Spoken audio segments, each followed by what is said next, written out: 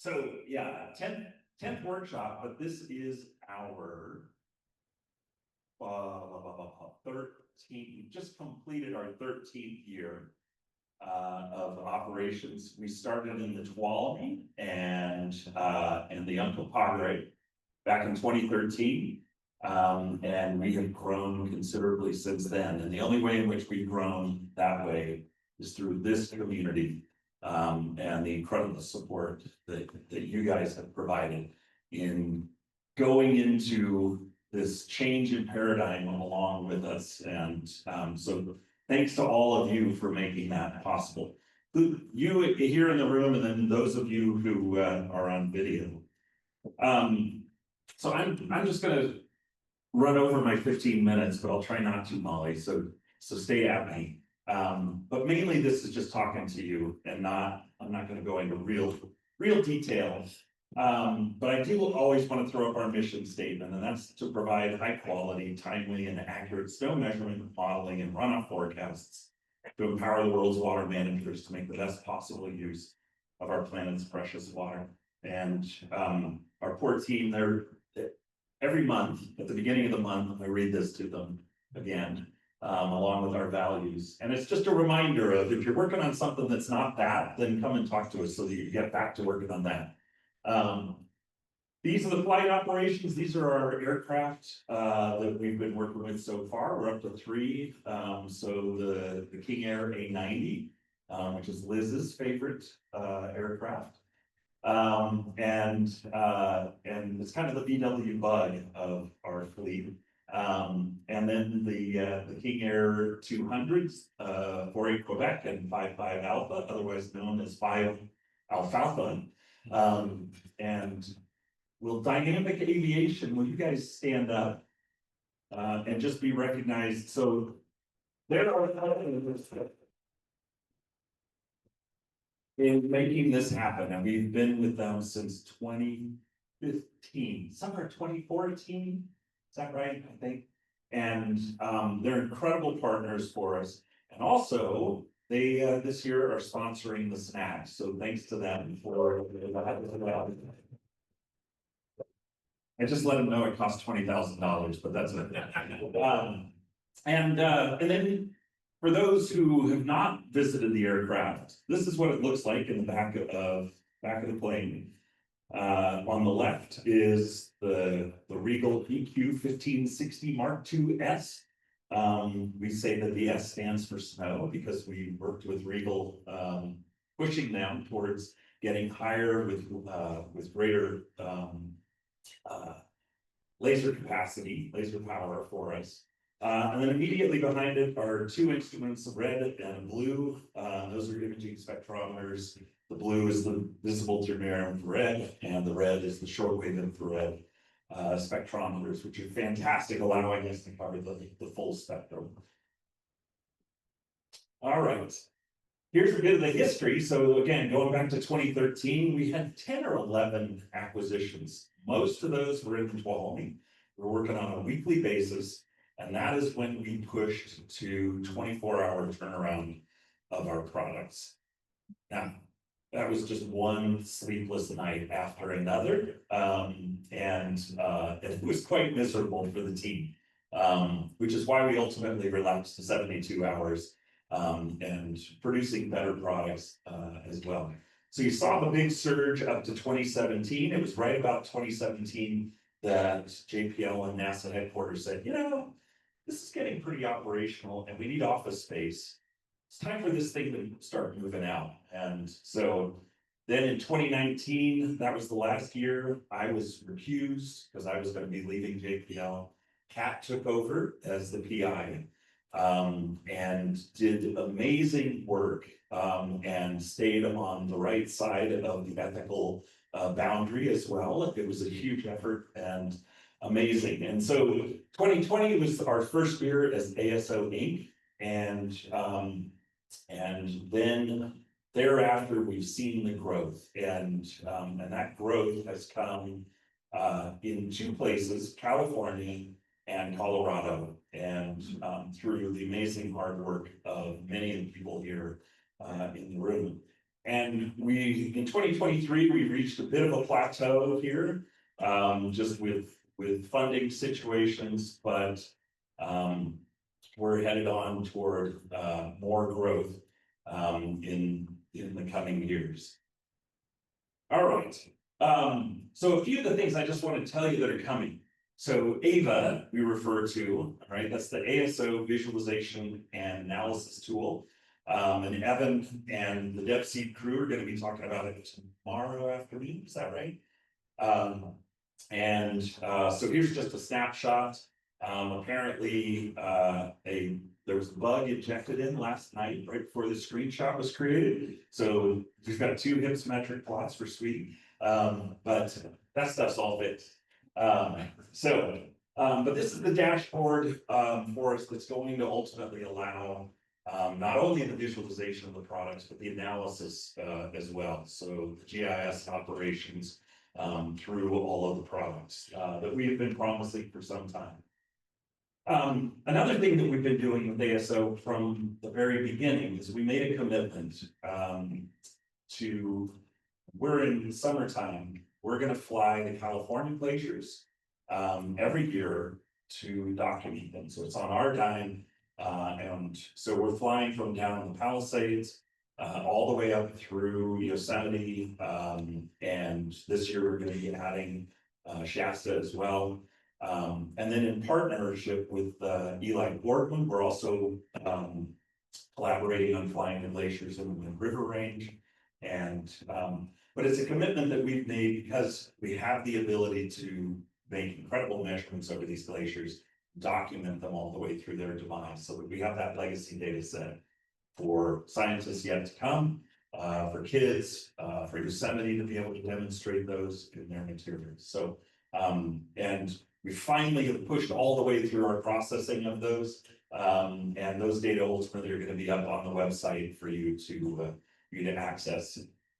All right, another thing is that this year so last year I showed 3 new board members. This year we've added 1 new board member who is the best dressed member of the crowd today, and that is Wes Moynier back there, who was 37 years at Turlock Irrigation District, was a physics major. You started into law school for a while, right?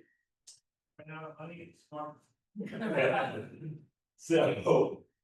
So just he needs to be a cat to have enough lives to do everything that he wants. But he just retired in January, and then in the spring was awarded the Aqua Excellence in Water Leadership Award, and that's highly appropriate that he received that.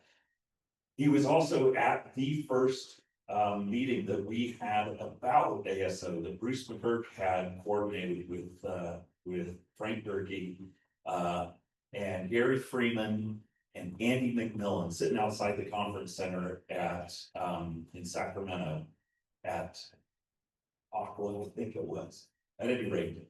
And he was supremely enthusiastic, even though we didn't have any hardware yet or any software. We were just talking about it. But Wes saw it back then. So we're really pleased to have him join us. All right. Getting into more of the details now, I'm going to hammer home what our intention is for you with ASO, where this all came from. So, great paper back in 2008, Stationarity is Dead, and it's talking about the impacts of climate change on the assumption of stationarity and the ability to use the kind of modeling that we have in the past. And at that time, we were still on the tail end of the linear part of climate change, and now we've migrated into the nonlinear part. So it's getting more and more intense. And for us, we've always been passionate about physical processes and the exact measurements and getting to the accuracy, the best accuracy that we possibly can. And so for us, with the changing climate, the one thing that doesn't change are the physical processes themselves. Physics remain, and they don't require stationarity to be valid and robust. And that's why then we need to be continuing to make the comprehensive measurements. Snow pillows themselves, even adding another snow pillow, is not going to take care of the quantification across the basins because of the tremendous variability in the hydroclimate that we're experiencing now. And so ultimately, then that leads to us driving the energy balance approach to continue to quantify snow and we've seen that in all of the locations where we're working and where we continue to grow, is that not only the investment by Gall into our measurements, but also into the modeling, physically based modeling, and the understanding that that's where we need to go. And that's ultimately then for us is to give you the confidence, right? So not being on the statistical model where you can't quite know exactly what's going on, but giving you all the information that we possibly can to give you the confidence in knowing the state of your basin and knowing what the forecasts are going to be like and knowing that the models are updated appropriately. So all of these, so accurate snow depth, snow density, SWE, albedo, understanding its controls, the surface cover, quantifying every tree, to measure every tree, we identify it, we've got the canopy density, the tree height. We can quantify the forest change from fire, beetle kill, garnet fire day, probably need to fly very soon, keeps growing. The accurate quantification of encroachment impact. So Sky's going to be presenting on Thursday on this, and some of you've already seen those results, but they're going to be new results since earlier this summer. And then with our close colleagues at M3 Works, with the ice snowmelt model, being able to map the cold content and that understanding of buffering against runoff and understanding the snow state, getting ready for rain on snow, atmospheric rivers, etc. And so having that capacity has allowed us to start penetrating into the conversation. And so it's been several years now. Not only did we talk about cold content of the snowpack, but now it's generally a product that's showing up in the reports, and it's in every week that we talk about it. And that's just a completely different world from where we used to be. And then ultimately, that constraint of the physically based impact and runoff forecast model. And that also gives us these accurate measurements and forecasting that's independent of a changing climate. So again, the statistical approaches struggle. There's that numerical tension because of the changing climate. And so your scalars in your calibration don't remain constant. And being able to know those is it's much better to just simply know everything that's going on in things. So, and then ultimately emergency response, transportation, and recreation supports, all this leading to confidence. Speaking of that, so these are our updated results from 2025, just looking at the snow depth metrics and then the snow density. And so with snow depths, you see, I think a lot of you have seen these results. We end up with an RMSE of 3.5 centimeters.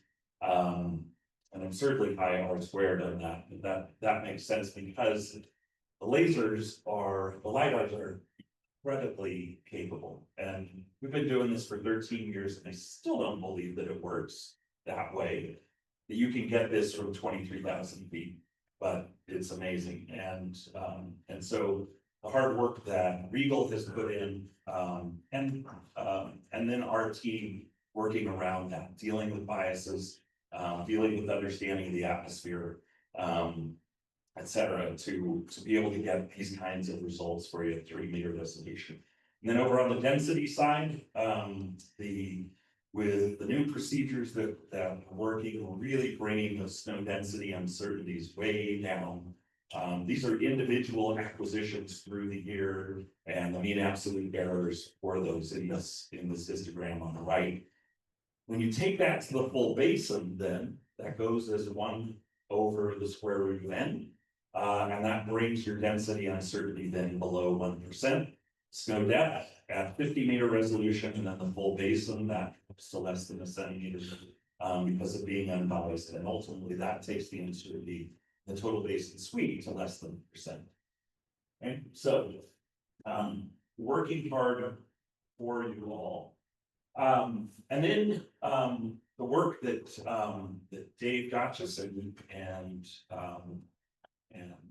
his team have been doing within the ASO, bringing more hydro in and seeing that converging now to the kinds of accuracies that we want to have. This is the Yuba from this year, and there's still a lot to figure out. I mean, these are complex physically based models, and basins are complex. There are a lot of people that are pulling water this way and that, and figuring that out is important. And because of the complexity, there are also opportunities for bugs, whatnot. But really seeing all of this converging together, and you'll see similar results with the ice snowbound crew from M3 Works, and just the amazing results converging toward greater and greater confidence results for our users. All right, and then outside, we also have Reggie and Harrison. Reggie, are you? There you are.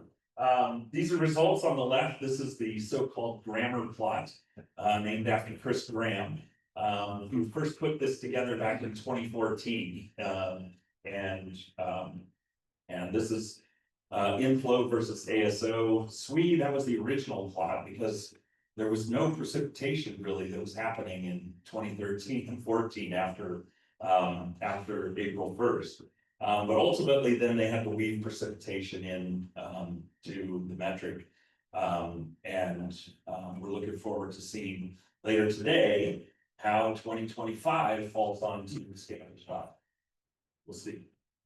Okay, good. Thumbs up. And then here in the middle with their PRMS model, within Hetch Hetchy, and just showing what happens with the ASO assimilation. So, Molly, how am I doing? Am I already over? Yeah. I figured that was the case. All right, and then the assessment of snow water equivalent reconstructions and interpolations. This is the Spires Carval SWE over here on the left, and it's just showing that so ASO provides that basis for understanding how those results come out, and so you see those substantial bias issues there and the mean absolute errors across the spatial. And then the Snowdass products and the Swan products here. This comes directly off of the Snowcracks website for DWR. And this just gives us the ability to have that understanding.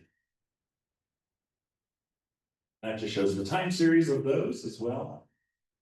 I'll move on because Molly smacked me.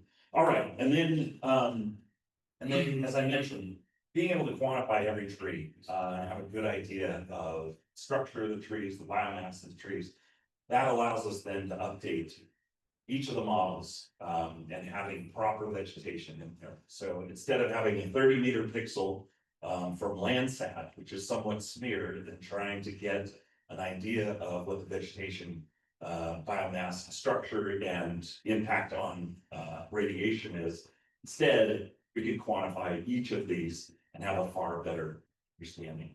Thank you, Tom. Thanks to everyone for being here. It's really great to see this crowd. Love it. I've already advanced things. Here we go. I'm Jeff Deems, Mark Robertson from M3 Works, and we're gonna talk to you about what I've tried to almost too cleverly call Peak Suite and other stories, but basically talk about our perspective of how we understand and monitor and ultimately forecast from our biggest reservoir, the mountain snowpack. Let's start with an example. East River in Colorado.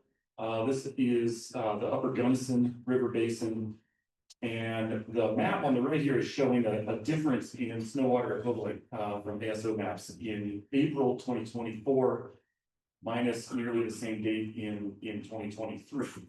And on the left is showing the SNOTEL time series from the two stations in the basin for each of those years, 2023 in green, much bigger water year, 2024 in blue, looks black from back there, probably, and then the dotted line is the median, the 30-year median. The two stations are shown on the map as those red circle X's. And what we can see immediately is the brown color showing that 2024 had less snow than 2023. No surprise there, the SNOTELs are telling us the same thing, so everything's pretty coherent. What those two stations can't tell us, though, is the spatial difference between those 2 years. The deep browns on the left probably could have used even a greater color scale there. The Ruby Range is one of the wettest spots of the state, and we're seeing big differences between the years on that westernmost part of the basin.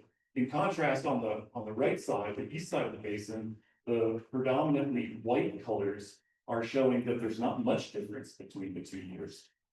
Now, that all adds up to a total basin difference, but for the water users within this watershed, and for the timing of flow coming out of it, that distribution it makes a big deal. A lot of the flood irrigation for agricultural fields comes out of that eastern side of the basin and Brush and Cement Creeks. They've got more water than the east side does in this year, not reflected by the stations. If we move ahead into May, and similar difference, similar east-west difference there, but now we're seeing that there's actually more snow in 2024 than 2023 in those eastern parts of the basin. Again, not detected by the station yet. So really the spatial picture adds a lot in terms of both where in the watershed change is occurring, what our current state is at different times of the year, and you'd have to, in order to try to capture that pattern reliably, have a lot more stations in there that would be probably not citable, probably not maintainable, etc. So always in favor of more of those, but we're missing a big part of the picture currently with just that limited station network. That has a real impact on our ability to forecast snowmelt runoff and seasonal runoff in these basins. Thanks to Cody Mosier for these plots from the CBRC, showing in 2023 on the bottom and 2021 on the top, Airborne Snow Observatory SWE versus River Forecast Center modeled SWE for each of their model polygons. 2023, most of the points are kind of right along that 1-to-1 line. Oh, I should say this is for the state of Colorado in these 2 years. Pretty good agreement in 2023 and 2021. A large preponderance of those comparison points are above the 1-to-1 line, suggesting or showing that RFC was over forecasting how much snow is in those basins or statewide.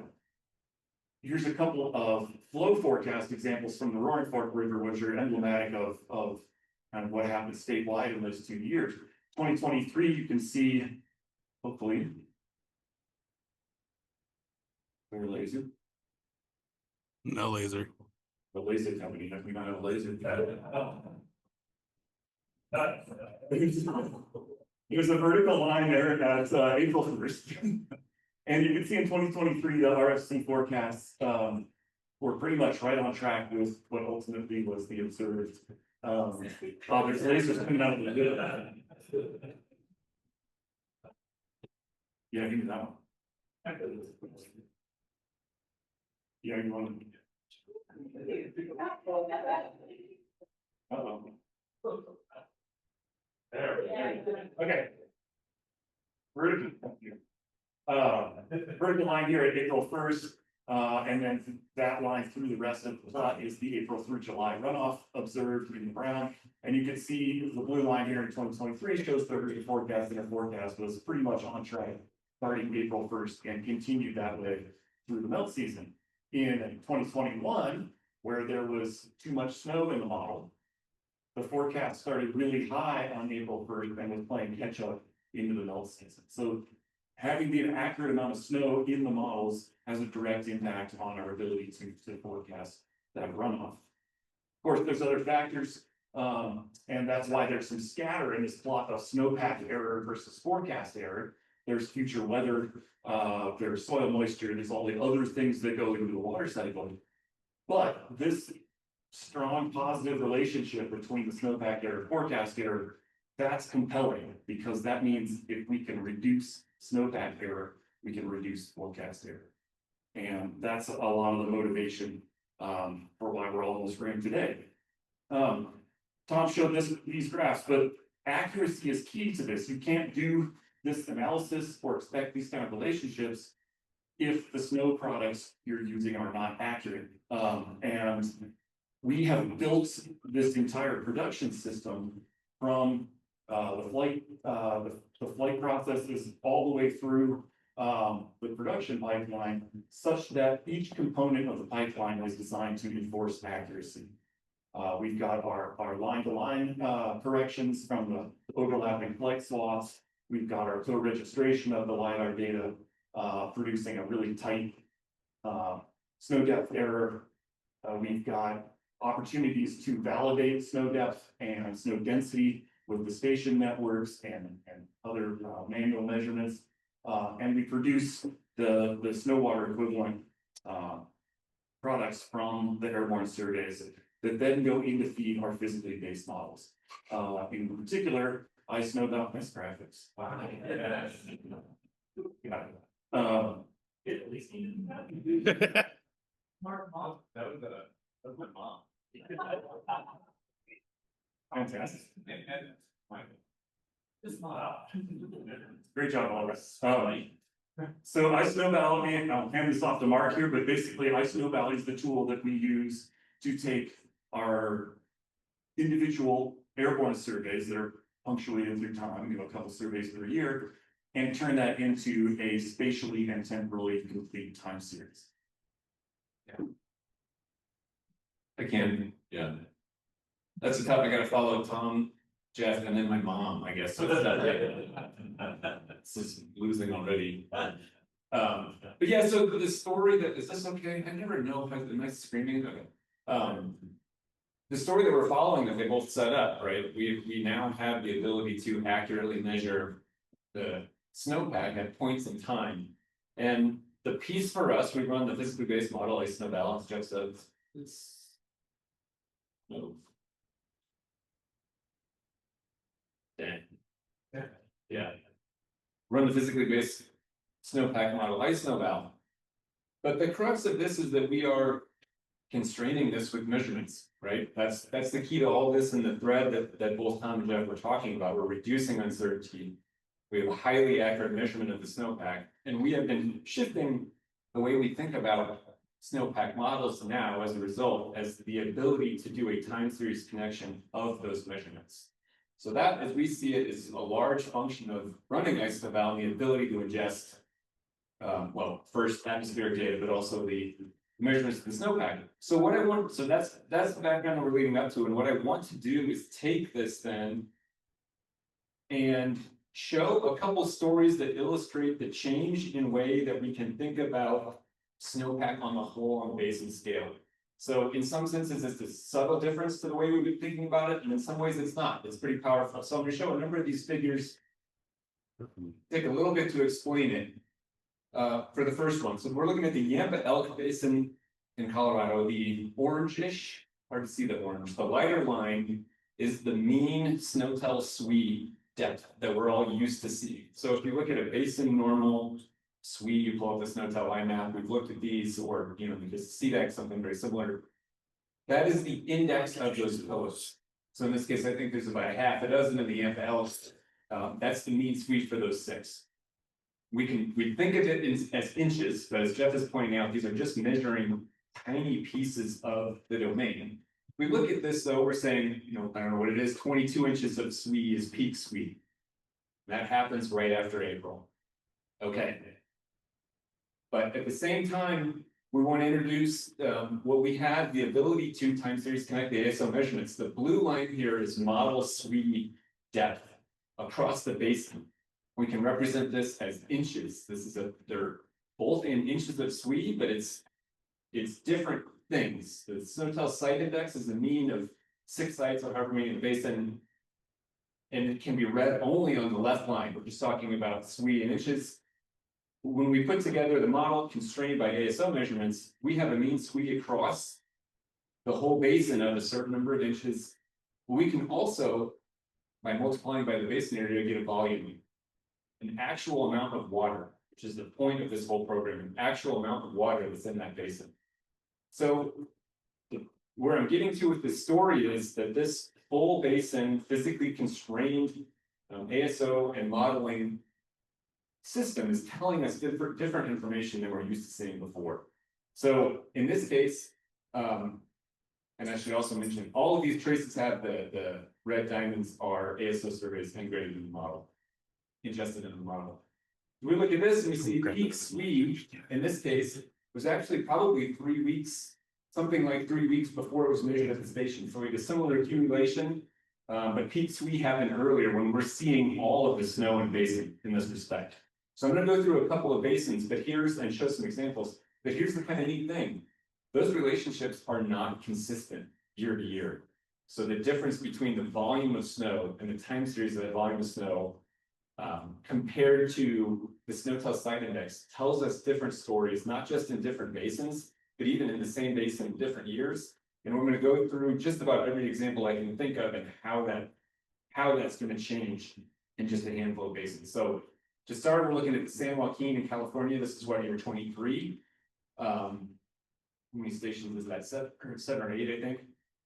These signals are pretty darn similar. When we look at that snow-tell site index signal, peak SWE is about the same. Melt-out is about the same. I mean, there are some differences, but by and large, the signal between the model constrained with ASO and the snow-tell site index is pretty darn similar. Shift to 24. It's wildly different. And you know, there's some noise in the station data too. But if you wanted to try to make some conclusion about how the stations behave with respect to the total amount of water in the San Joaquin, you'd have a complicated story to tell. So here's 24. Peak SWE might be at the same time, but gosh, the melt out is quite different. And again, this is this year. There's a lot less snow. Peak SWE, the timing of peak SWE is pretty similar, but when the stations have melted out, when the stations have melted out by about half, you know, ASO is showing that there's still something like 3/4 of the snow up in the basin. That again, that relationship is not consistent year to year and basin to basin. So we're going to move to a couple in Colorado. Start with Boulder Creek. There's 3 stations that are used for that site index. It's a smaller basin. We're going to start with 2023. And compared to the next ones I'm going to show, this is actually a pretty similar signal. So peak SWE is still about a month different between these signals, but we have a similar accumulation pattern and similar melt. Jump to 24. This also is a fairly similar signal. You know, we get peak SWE. The timing of peak SWE is not drastically different for a couple of weeks, but still different weather. Obviously, that March storm, melt out, you know, these aren't drastically different. But look at 2025. Peak SWE in this basin was probably in February. The snow-tell site index is showing that in April.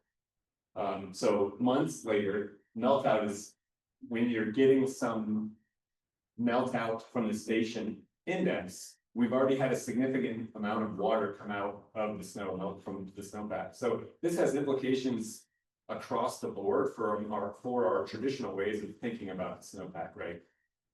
We're making statistical relationships with these sites that aren't necessarily getting at, and often in many cases aren't getting at the correct information to try to tie this to stream flow. I think just one word here of this style Clear Creek. Again, look how different the signal is. So months apart on peak SWE and then a drastic no. So when we're thinking about errors in, you know, RFC or any sort of runoff forecast that is based in large part on these stations or station indices, it's not really surprising where those come from.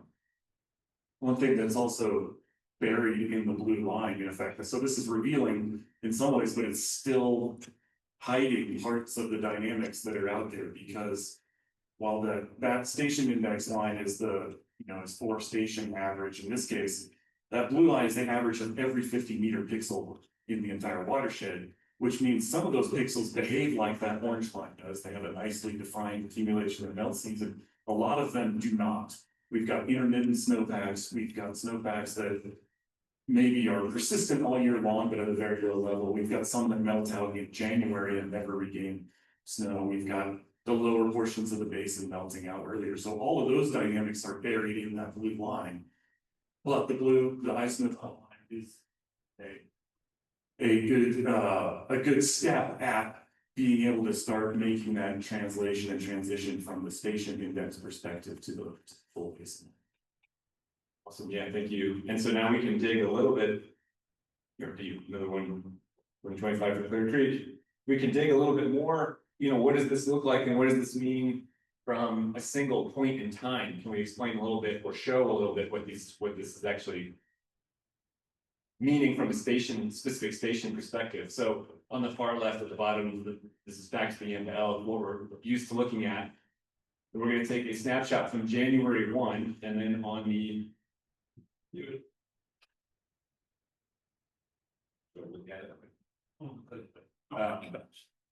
this is the mean depth of SWE across the basin from the model. The black line is the mean, and actually we're plus and minus the standard deviation. It's at this point in time in our time series, this does not yet have an ASO flight ingested in it. This is model only information. You can see it's pretty smooth. That's typical. This middle here is the basin hypsometry. So that's the basin area at every elevation band. You can multiply the depth of SWE by the thousands of acres and end up with your volume. This is much more what we actually care about. What's the actual snow at these elevations? And you can see then where these stations fall in that range. We can see immediately from a volume perspective, they're sampling, and we know this isn't news, right? We're sort of oversampling a certain elevation range. And that explains a lot of the different behavior here. We're measuring a chunk of the volume, but we're missing a lot too. So these come with a big grain of salt because there is no caveat, I guess. There's no ASO adjusted into it. So we can step forward to February 1. We see a similar pattern. Here's where tower, again, these sites, the purposes of them for being entities of stream flow, it's an excellent idea, but we need to think about them a little bit differently in terms of are they representing where the water actually is in the basin. So you can see there's quite a bit of range move forward march on, and we go fast, and I'm excited to get an actual ASO ingestion so we can have some more confidence. So we finally have an ASO flight ingested in here. You can see the difference. I'm doing sort of a sidebar here. You can see the difference in having an actual measured snow hypsometry. So it's not the biggest impact. I think there's also melt that happened in between April and May there at the lower elevations. So the biggest impact on the flight ingest was at the upper elevations, where there's actually quite a lot less snow in the alpine than the model was showing, just due to precip inputs. Yeah, so here this is explaining a big piece of why these signals are different. Right? These stations they're not measuring where the snow volume is, and we know where it is because we've had a flight. I hit the button, I don't know what I did. My jumping basins, yeah. No, I'm not. Look at that rate line. Yeah. So I'm going to step through a few more of these. This is the different basins in the same year. This is slices of hypsometry again. We've got the San Joaquin on the left, and then Boulder Creek in Colorado on the right. The darker blue, we switched sort of late in the game here. The darker blue shaded areas means it does have an ASO flight already adjusted in the model state. So a lot more confidence in where that snow actually is. Again, just hammering this home. The stations are often biased higher. They're in sheltered locations. That's frequently the case. And they're biased low in elevation for where the bulk of the snow is. This is March 1. We can step forward to April 1. See that same, we're focusing on the relationships of where the stations are with respect to the bulk of this and volume. And May 1, similar story. June 1, those station locations are measuring next to nothing. Yeah, okay. one more to step through. Now we're gonna look at Clear Creek. These are.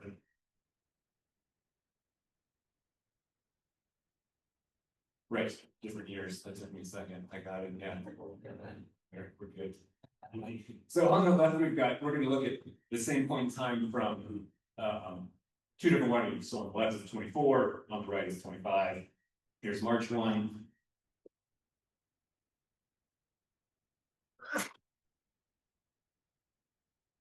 The text is not subject on.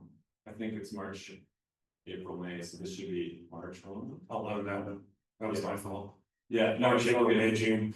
this is March 1, April 1, May 1, and June 1.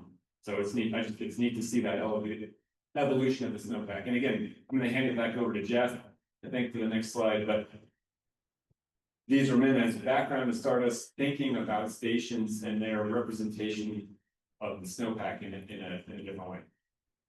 Yeah, we like to try to think about what stations represent, and it's natural for us to think of that as something that's persistent in time. I think this perspective allows us to really see that it's not static in time. In fact, you know, the way that we can see the two upper stations here actually kind of change roles in different years, like one's greater than the other. So they are capturing some spatial difference there, but just not enough to really use that at the base scale. So, do these in reverse order. I used this slide earlier to highlight the challenges posed by only having station data, that we're missing a large part of the spatial perspective, which is critical. But the stations also provide that time series on the left, and that's a critical component of this as well. And really, we can start to think about leveraging all of the key high quality observables to constrain our understanding and our physical representation of different components of the energy and water balance. Basically taking advantage of the physically based architectures that we have with iSnowball, with Wharf Hydro, and then looking for key observables like ASO, like station SWE, station depth, therefore station density, and also precipitation, to constrain our understanding at every opportunity and really beat down the uncertainty. So this, similar to the accuracy enforcing pipeline I showed earlier, that's basically the top line of this. In reality, our flight survey pipeline is run in parallel with the iSnowball pipeline, and then they're linked and they talk to each other throughout. And there's a number of occasions within this workflow that allow us to constrain the uncertainty. In fact, we're measuring mass and energy balance components. We can also think of this entire workflow as an uncertainty budget. At each point, there's an opportunity for uncertainty to creep in from our representation of precipitation inputs, measurements of all types, the model architectures and the physical representations of the physics. And then there's opportunities to use those key observables to beat down that uncertainty at any point in time. And the two that we'll mainly talk about here are precipitation bias correction and then the assimilation of the ASO airborne survey measurements. So this is kind of fun, doing yet another twist on stations. So we're talking, a chunk of this was, you know, there's a signal, we have access to more information about a basin snowpack. We should maybe think about stations a little bit differently than they've been used for a while in terms of thinking about peak sweep or that sort of time series based on sweep. But the really neat thing is we can now leverage these stations and station information in a way that they've become more powerful. We can leverage them in ways that they weren't even originally designed for. So we take station measurements and use the real-time station measurements, in this case of precipitation, to bias correct we use high resolution rapid refresh or NOAA, but whatever it was, if it was the GFS, whatever we get our hands on. We can use that station information to bias correct the atmospheric models. So they are becoming, the stations are becoming not only crucial for our QA, QC on individual model points, they help us with the time series connection. they can also bias correct the information we have and get a better model state ahead of ASO surveys. So this is an example. We showed this, Andrew put these together. We showed this on the DWR ground medic. So some of you folks might have seen this. This is the Truckee Basin. Basin outline is not in here, but these red letters are the stations, and then the brighter colors are a decrease in precipitation. This is looking spatially. We bias corrected. These are taking a sample of stations. This is the model comparison of precip coming out of her to the measured precip at these stations. And what sticks out quite a bit is Independence Camp. The model is this black line with yellow ones. The measured is blue. Her was putting far too much precipitation down in Independence Camp. We saw this in real time, applied this bias correction, and came out with, oh, I think I have some fancy circles again. Came out with a bias corrected precip product. So some of the differences are fairly subtle for these stations. The model, her precip was doing reasonably well, so it did change, but not drastically. Big window. We didn't mess these stations up, but we dropped the precip at Independence Camp. So the stations, while maybe we should be shifting how we're thinking about them with respect to SWE, are becoming incredibly powerful in other ways. So as a result of being able to do that, we have a better model state, better density state leading into the surveys. So these are the resulting surveys from peak SWE onward in the Truckee. This is the first survey of the year this year, April 6th. So the red is ASO taking snow away from the model, blue is adding it. There's a lot of colors here, but this is actually a huge win. The total SWE difference after ASO flew was about 1/4 of an inch basin wide. So the model state from the total volume standpoint, being able to leverage these stations in a new way was a huge win. And that set us up for a better model state in May, and then I guess both in May, early May and late May. So yeah, back to you, Jeff. And then with so we're starting from nearly the red amount of water basin wide, and then the ingest of the flight survey data allows us to correct that spatial pattern. So a lot of red and blue on there, it's not much of a volume add or decrease, but it's a reorganization spatially of where the snow is. So these two key observables, the station precip allows a bias correction of inputs to the model, and then the airborne survey data allows us to make sure that the snow is in the right place as we head into runoff season there. So some concluding thoughts here. Peak SWE, we talk about peak SWE as if it represents the entire state, the entire basin. That's a station-centric concept. Peak SWE is a statistical predictor variable used in regression-based forecasting. When we look at a time series from snowtells or from snow pillows, that peak on there is only representative of those locations. It does not represent the whole basin. So really, we should probably have a couple terms. We should be talking about peak station SWE and peak volume, or peak volume SWE. How those relate to each other, as we've seen through the time series plots that we are showing, varies basin to basin. It varies year to year within a single basin.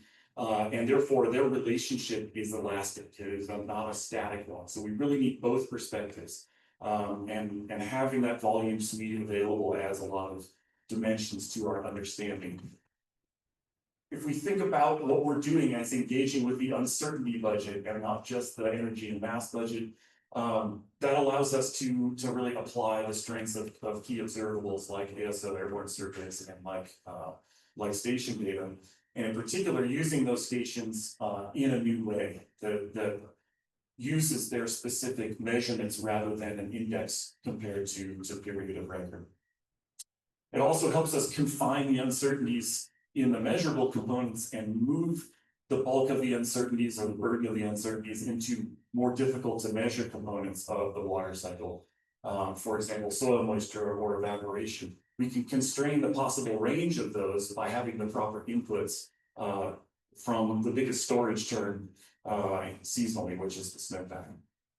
Really, ultimately, what we're moving towards is this 4-dimensional representation of the snowpack reservoir, filling out this space-time cube from a series of flights with continuous measurements that points to really filling out that volume with our integrated and observationally constrained modeling products. I think we'll be good. Okay. Thank you.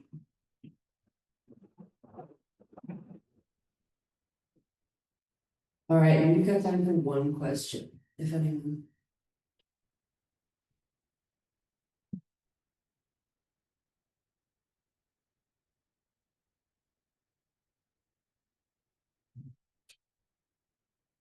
So you showed the SWE plot from ASO, and you also showed the SWE from the CBRFC. Do you know if CBRFC is using any of your measurements in their models now to improve their model forecast at all? Is Cody actually in on them? I was gonna hand that off to RFC. The answer is yes, but in two different ways. One, both the CBRFC and CNRFC have been producing experimental forecasts, so offline versions, ingesting our data, basically just replacing the SWE in the model with the airborne survey data. And they've been doing that for a number of years now, so it's pretty interesting to see the dynamics of how that model handles different SWE products in there without recalibrating anything like that. And just this year in Colorado, they started adjusting some of specific elevation band speed based on our observations and doing that in real time. Right, thank you, Deems and Mark. Speaker, we have Reggie Walters from Hetch Hetchy Water Power. Thanks so much. I'm with Hetch Hetchy Water Power, Division of the San Francisco Public Utilities Commission. We first operate Hetch Hetchy Reservoir on the Swami River, in addition to a couple other reservoirs. My co-author and colleague, Friant Merced, is also listed here, and we'll hear a bit from him this afternoon. Go. Our title today is Airborne Observatory Integration into Hetch Hetchy Water Power Forecasting and Operations. It's going to be kind of a similar outline to last year's talk, and perhaps the one prior, but we'll give an update for this year. So I'll just give a brief overview about Hetch Hetchy Water Power for those who aren't familiar with our operation. And then a little update on the 2025 water year from our perspective. And then I'll jump into ASO Corporation and more operations with a bit of historical perspective. So a few slides and some older presentations that our manager Chris provided, and then show the updated results for this year. Okay, so the Hetch Hetchy Regional Water System is sort of shown here on the right hand side. I'm sure most folks in the room are familiar with 270 National Park on their screen. Hetch Hetchy Reservoir has a storage capacity of 360,000 acre feet, and it is the primary water source for the SFPC water company of San Francisco Peninsula and various other entities in the Bay Area. There's about 2.7 million customers for that water. We're about 85% of that water supply. Average annual yield of the Tuolumne above Hetch Hetchy is about 740,000 acre feet, so it's a pretty actively managed reservoir. An average water average here, 590,000 is the average seasonal runoff for the April through July period. And that represents that's actually less than half of the annual unimpaired flow for the whole Tuolumne above Don Pedro Reservoir, which is the large reservoir down on the rim of the Tuolumne River. Pointer. So you can see here, that's the big reservoir on this wall. That's operated by our friends at Dorado and ASO Irrigation districts. We have Hetch Hetchy up here. The city also operates Cherry and Elsinore. We have a couple powerhouses along our transmission path.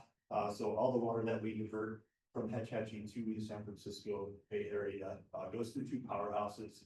And our tunnels and our transmission lines sort of follow that same path that you see in the black line. Okay, so this water year, 2025, it ended up pretty remarkably similar to water year 2024. What we're looking at here is precip measured at Hetch Hetchy Reservoir. This is mainly a red precip bucket that we've been measuring since the 1930s. It's the most important gauge, perhaps in our facility, because it determines our minimum stream releases of Hetch Hetchy to the Tuolumne.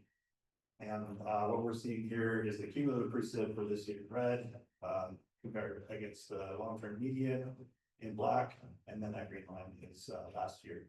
So we came in at just about 30 inches on the water year, to about 86% of normal. You can kind of see, if you live in the area, you know when it was wet. We had some decent periods of activity in late November and then through December. Tap really turned off in January and then back on February and March, and then again back off basically around the 1st of April. I won't spend too much time here. Temperatures, particularly during December, were above normal, as well as some of those events that came in late February were also quite warm, associated with some moderate atmospheric river activity. We saw some snow levels on the order of 7,000 to 8,000 feet with some of the bigger, more productive storms that we had this year, which had implications for the way the snowpack set up later in the season. Here we have a plot showing our snow pillows index. So this is kind of similar to some of those averages that Mark was showing. This is for a 10-station pillows index that we look at for snowpack in the Tuolumne River. So this is 10 stations in and around the basin that we've been using as an index for a long time. There were 9 out of 10 reporting this year. This year's index is shown by the red line there, and the long-term median shown by black. Again, this is all normalized to the long-term April 1st median value. So we can sort of make apples comparisons between previous years. The yellow stars there are another extent of snow course index values. So we do a bit of snow course measurement as well as partners with the EPS and other entities. We take about 33 snow courses into the hopper and average those for the index that you're seeing here. What caught our attention this year, and I was double checking on the numbers, was that particularly after February, those yellow stars started to plot below the red line, perhaps indicating that the pillows maybe were over-reporting and maybe the courses were under-reporting. And it turns out that the pillows index, unsurprisingly, doesn't capture these elevation gradients too well throughout the watershed, particularly those lower elevations, whereas our snow courses, we do a little bit better job sampling those elevations, say below about 7,000 feet. So you can see this little histogram here is looking at the snow courses versus the snow pillows data that's embedded in that previous slide. So it did look like perhaps there was lower amount of snow at those lower elevation sites than you might expect in a near normal water year. Okay, just some fun pictures here quickly. These are going to be a series of images from our May 1st snow survey. This is over the Cherry Creek watershed, so just to the west of the Tuolumne, a tributary to the Tuolumne, but adjacent watershed. Here we have Jose Noguera from the Modesto Irrigation District and Chris Brown making May 1st measurement up at Long Pass, which is the highest elevation snow course that we measure. It's about 92 or 9,300 feet elevation. You can see there that the snow cover on May 1 was pretty uniform. But then moving down the hill, this is also May 1st. This is our friend Ralph from the Forest Service on the left, and that's Harrison taking the core at Carrot Corral or Aspen Meadow snow course. That's about 7,500 feet.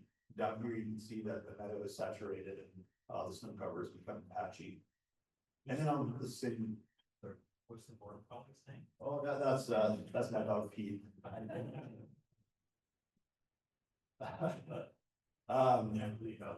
Yeah, good call. And then down the hill on the same afternoon, that's Harrison out at Bell Meadow, 6,500 feet, doing the due diligence to make sure that that one lone patch of snow sitting on that wasn't on one of the sample points. So we had, zero sweep measured at Meadow on that May 1 day. So a pretty big, variation in the snowpack, for an 85% normal water year. Okay, so moving into ASO, as most folks probably know, as Tom mentioned, it was piloted in the Tuolumne River, so we have a lot of flights available for analysis in Tuolumne, specifically about Hetch Hetchy Reservoir.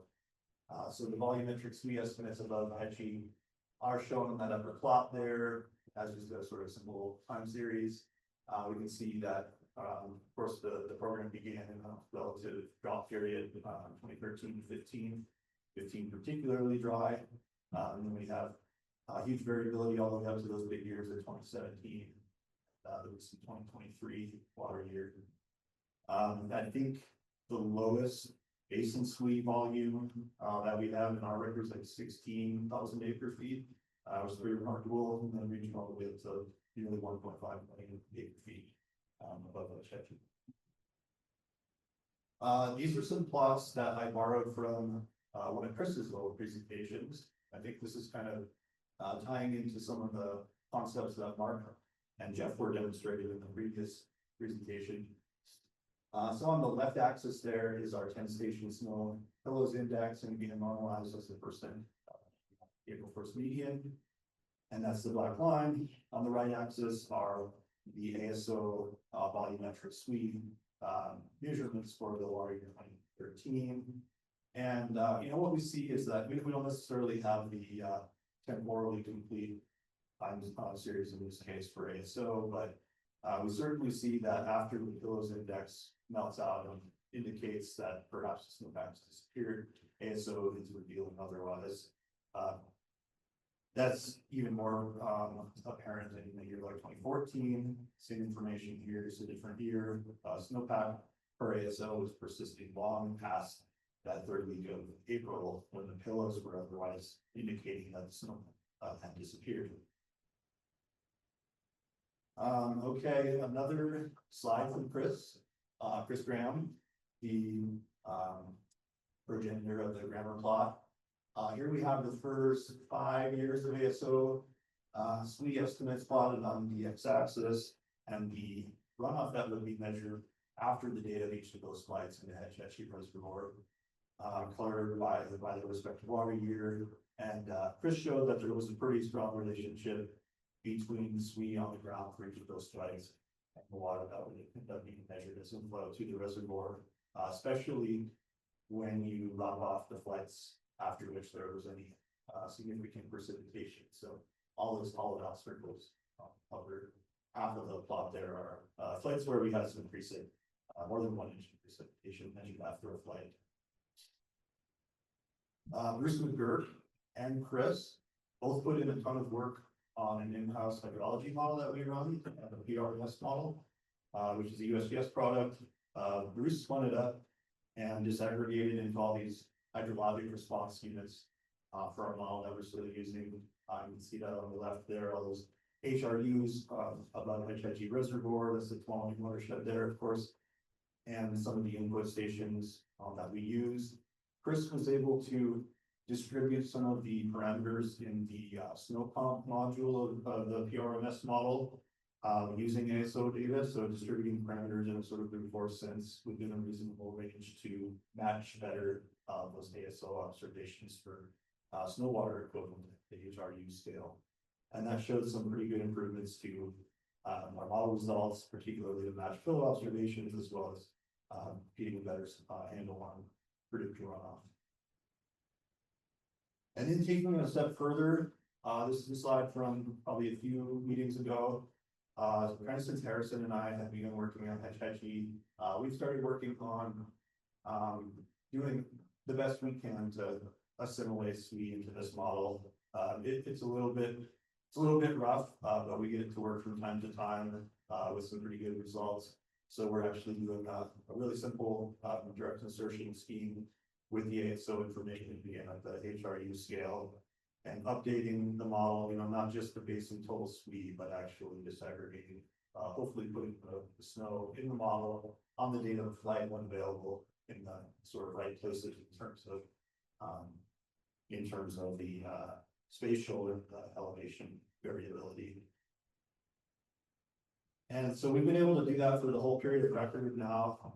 This is showing our modeled suite of Hetch Hetchy Reservoir for a basic model, so that's acre feet of snow water equivalent on the axis there. Maybe a little hard to see. The control simulation is the green line. That's our just like open loop no assimilation run, and we see that from time to time. The model actually does quite well. If you're having trouble distinguishing between the lines, the model's probably doing okay. But when there's a big sort of step function increase or decrease, perhaps the model was over or estimated SWE. And we're of course ultimately interested in how do each of those assimilations improve our ability to predict runoff in the reservoirs. That's what we're really after. Probably won't spend too much time. This plot is kind of messy, but the what we really want to know is what's the error in, say, a seasonal forecast. Everybody in reservoir world is interested in the April 1 through July 31st seasonal forecast.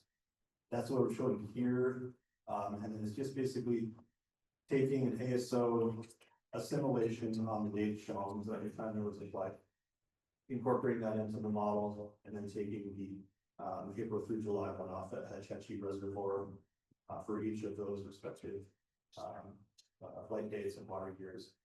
Look at in a little bit different format. This is the same information. We're just trying to get a sense for 80% improvement from the ASO assimilation into the model. So just taking the absolute error for the AJ forecast for each flight assimilation minus the absolute error for the control simulations for a sort of improvement. So if we're talking about the 0 line, that's an improvement. Plotting below the line indicates that either ASO didn't help or perhaps the model had some other issues going on. In about 75% or more cases, it does improve our model results, which is promising, up to like 15% improvements in some cases. The average is between 5 and 7%. If you average it out over water years, this is the same information again, but just averaging all those water years. There's a lot more flights in those early water years because of the program sort of experimental status. But what we see is that in the majority of the cases here, on a water year basis, we see improvements. We look at it seasonally. This is kind of perhaps the most powerful to me is that as the season wanes on, by April 1st, in general, we're the vast majority of the time we're seeing improvements to our AJ predictions, and that might in part have to do with as the season wears on, we've hopefully filled up some of the deficits from soil water and shallow groundwater and stuff like that. So hopefully those errors perhaps are reduced and we get a better sense of snowpack on the ground by say April 1st or 21st. We're able to improve our forecast, especially. Okay, so that's a bit of sort of history of the ASO and our operating this to date. I'm just going to talk for a couple minutes before I'm done about ASO this year. These images were taken on February 25th, and I promise you on the image on the left, there is an airplane in the sky. We're out there sampling, and you can't see it. I can't even see it when I zoom in on my phone, but it was up there by us. So this is the sort of update to the sort of baseline grammar plot. So just SWE and inflows for all the ASO flights that we have in our directory, including this year, 2025, shown by the triangle figures there. We saw things plotted pretty closely around that 1-to-1 line. Yeah, just looking at ASO SWE on the x-axis and inflows that would show up in the reservoir after the date of the ASO flight. We have 4 flights this year. I mentioned that the April 5 flight, pretty close to what we thought was probably the peak SWE, 533,000 acre feet per ASO. When we include precipitation, we start to see those those dots fall really closely to the line again. The April flight maybe showing a little bit of an overestimate, for us, so we're still kind of looking into that. But those early February, the February flights, as well as that May flight, which I would argue is probably our most crucial, flight for people in our observation operations this year, that one fell right in line unexpectedly. Okay, looking at quick table of some April 1 AJ forecasts. On the left there is a statistical model that we run in-house. The two PRMS columns are also our in-house PRMS control on the left and the ASO update on the right. CNRC and then Eli Boardman was gracious enough to share his results with us. So including those there, we measured about 443,000 acre feet of inflows to Hetchy this year. So falling, within between the 90 and 99% of our stats model. PRMS and CNRC all kind of overestimated all the way down to the 99% exceedance, which was a bit alarming to us. Big shout out to Eli for his April 1st forecast. I think his was maybe April 7 issuance, but it bounded our observations nicely. A fun plot showing all of our in-house forecasts that we issued this year, sort of in real time. Those statistical model results coming from those blue diamond figures, and then the PRMS results coming from the show depicted by the green line and then by the orange line after the ASO simulations were available. What we saw was that PRMS was actually really nice agreement early on with our statistical model. At times it would have a little bit bigger, or excuse me, a little bit smaller error range. And as we progressed through the season, we started to see the PRMS updated with the ASO trend a little bit to the dry side, perhaps a little bit too low at times. I don't think that was a fault of the ASO, but I think it was a fault of our model.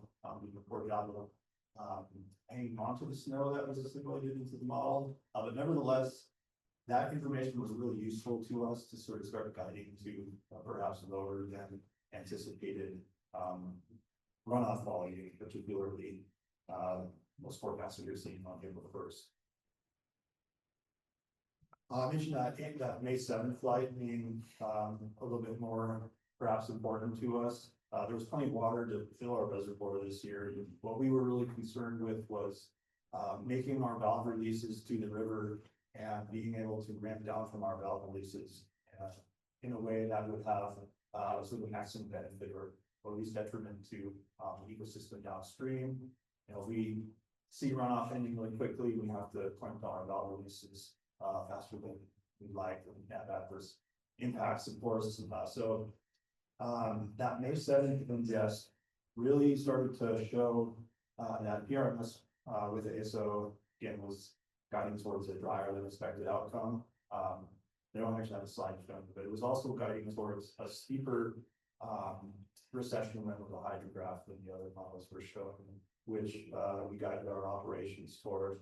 You can see the observed inflow of red in this plot here, and PRMS kind of running flat quite a bit earlier on than the CNRC model did. And so, yeah, again, as I mentioned, we ramped down our releases really smoothly this year. We thought that our operations actually went incredibly smoothly, and it was informed, particularly from my perspective, by that last ASO flight that we got in May. So that's the end of my slide deck. Happy to take any questions.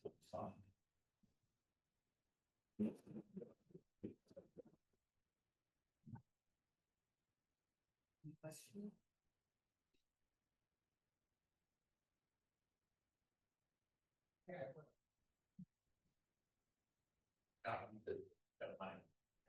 Sorry, Reggie, awesome presentation. I really love hearing and seeing how you're using multiple forecasts in the process. I got a two-part question.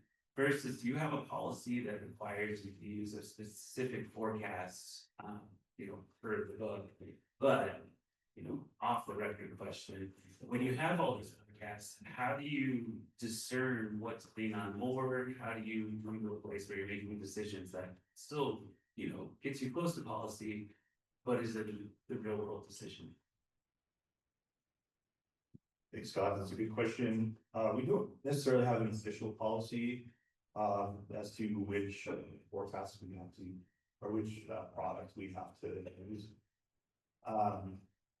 Informally, and I guess just in sort of legacy terms, we still use that statistical model to inform a lot of our operations, at least in the sort of medium to long term sense. But within that framework, we can kind of hedge toward which we see this percentile that we're going to guide towards. We have some historical guidance that kind of goes month by month. That might say by February we start trusting the 75th percent, and March a little better. ASO has helped us to steer away from that historical guidance within the statistical modeling framework and kind of operate towards the drier end of things throughout the whole runoff season. And then I apologize, I already forgot the second part of your question. How do you make a decision when you have all of it? Yeah, so we do our best. It's true, just like you, it's a lot of conversations with as many people as we can, whether it be or reaching out to other operators. We're on the phone pretty regularly with Lydia and Basin and Matt in Weist. Previously at TID to talk to them and where you guys see. I was trying to get our hands on as much information as we can. But over time, I think we're just heuristically learning what tools we trust. Sometimes those tools can vary seasonally. Like we're really big users of CNRC products, but we're sort of learning in these sort of last several years that we aren't necessarily looking on them at the end of runoff.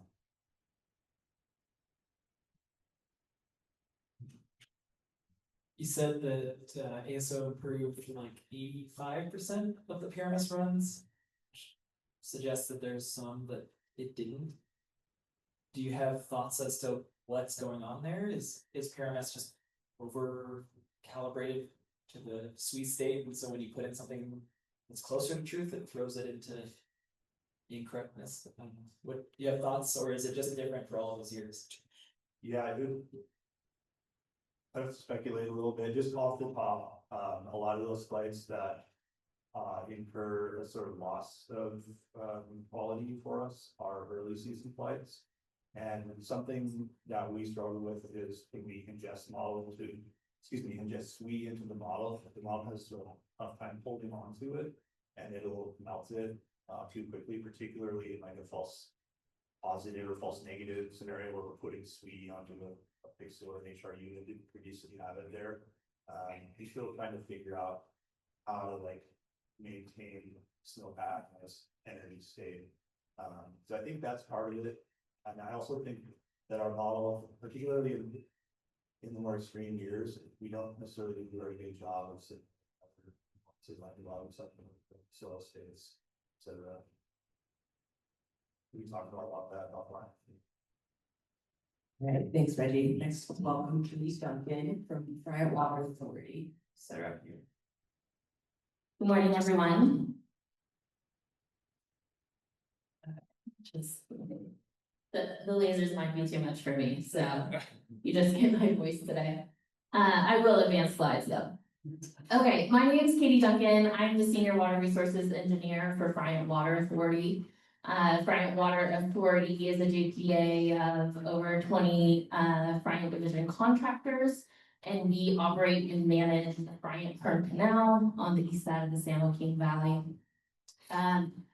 Today, I am going to focus less on forecasting, so not a lot of plots or tables, but I really want to focus on how ASO informs operational decisions and water user decisions in the Friant division. So there will be a little bit of statistics and setting the stage, but mostly I'm just going to talk about operational decisions being made. So, the Upper San Joaquin River Basin, it is our upper watershed area is 1,458 square miles. We have a Terminus Dam, Friant Dam, Millerton Lake, which is operated by Reclamation. So we work very closely with Reclamation, on forecasting, on operations, on management decisions at Millerton Lake. Given the size of our watershed and our mean annual runoff, which is about 1.8 million acre feet, our reservoir is pretty small. It's 520,000 acre feet. So, you know, in a median year, we're filling and refilling at least 3 times. And so making those management decisions urgently and flexibly is very important. And then, water from Millerton Lake is released to, 2 canals, the Friant Canal, which is a 152-mile canal that essentially flows from Fresno to Bakersfield. And then, there's another 36-mile canal, the Derrick Canal, that flows, north and serves kind of that northern region, from the dam. Okay, so 2025, probably stats are pretty close to everyone else's basins, but we'll just set the stage. With 79% of normal precipitation, most of that fell in February and March. Runoff was about 69% of average, normal dry water year type for the San Joaquin. Average temperatures, snow was higher elevation snow line compared to recent years. We saw a peak SWE on March 18th, which was about 1 million acre feet. We had 4 ASO surveys this year, 3 funded by DWR, and then Friant Water Authority funds an extra survey. We've been flying for 9 years. So quickly, just to show the hydrograph, you can see where our snowmelt peak was. It was, I believe, mid-May, and then peak reservoir storage hit June 16th, 509 and some change thousand acre feet. And so you can kind of just see how precipitation fell and cumulatively fell in the basin. Again, we had 4 ASO flights, 1 in late February, 1 in late March, and then late April and early May flight. I'm going to focus today on that April 28th and May 9th flights. You know, in the San Joaquin, of course, ASO, or in any basin, ASO is really important in quantifying our peak SWE and how much snow we have up there, but maybe more importantly, ASO, it helps us quantify and characterize our ablation and runoff characteristics and when and how much is hitting our reservoir, especially with a small reservoir making management decisions. Okay, so the forecasting part of it, for my presentation, we're gonna wave magic wand today, but in no way am I trying to minimize this process. This actually represents a ton of hard work by our Reclamation's joint forecasting team, led by Chad Moore, Rufino Gonzalez, and Hector Alistair. So, you know, they put a water budget model together and synthesize all the modeling products and forecasts to come up with a forecast that's applied to management decisions. So, want to acknowledge that, but for today, we'll do some magic. So this table shows kind of tracking our water year runoff forecasts from January through late June on a weekly-ish time step. This is produced by the joint forecasting team. So it's a DWR CNRC blend, and then based on modeling and ASO input, this year particularly, there was an offset applied to try to narrow what we were seeing at the reservoir. Some important dates, and maybe you just want to pause here and explain, besides just understanding what our AJ is or our water year is, to fill the reservoir and understand how much water we have. We have this other complication in the Friant division where we have a tiered contract structure. So the Friant division was designed as a conjunctive use facility. And so its contract allocations are based on individual contractors and assigned depending on groundwater reliability and surface water reliability. So we have what we call a class 1 contractor, and those are contractors that might not have a lot of groundwater and need surface water to meet their demands to avoid pumping.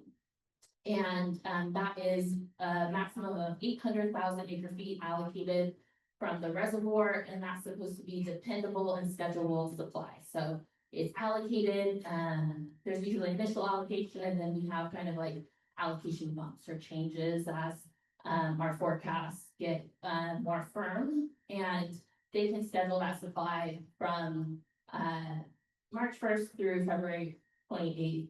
It's on a contract year of the following year. Then we have what we call a class 2 contractor. So those are contractors that might have other water supplies, maybe local tributaries, or maybe their groundwater is just more stable.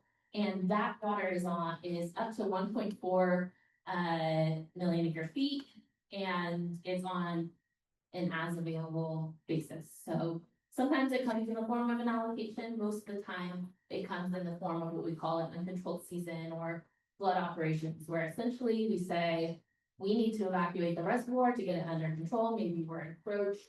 Maybe we're just seeing the writing on the wall from forecast and saying, use as much water as you can, max out the canals and use water. And so, although the design and intention is great, we get a lot of what we call family arguments over forecast, reliability, and who's getting what water when. And so this year I'm going to focus in on May, because we had a little bit of whiplash in what we were seeing in the allocation. And you know, some of that is just like family arguments that we resolve and the forecast really resolves. But a lot of it also is like key management decisions on whether they're turning on groundwater wells, on whether they're making deals on the west side of the valley, on whether they're pumping from the delta, right? So these ASO forecasts that happen in the San Joaquin actually do impact water supply decisions that are happening across the state. And so I'm going to talk about how ASO helps us really confirm how much water is hitting the reservoir and make solid decisions for our contractors. Oh, so sorry, the reason why I said all that. So as a note, our initial allocation was made on February 25th. So if you look up on February 28th, that was in the 75% exceedance. We're looking at that initial allocation was a 45% class 1 allocation based on a 1.1 million acre foot water year forecast. And then slowly between that and the end of March, the class 1 allocation ramped up on March 27th based on a 1.34 million acre feet water year. We went up to a class 1 100% allocation.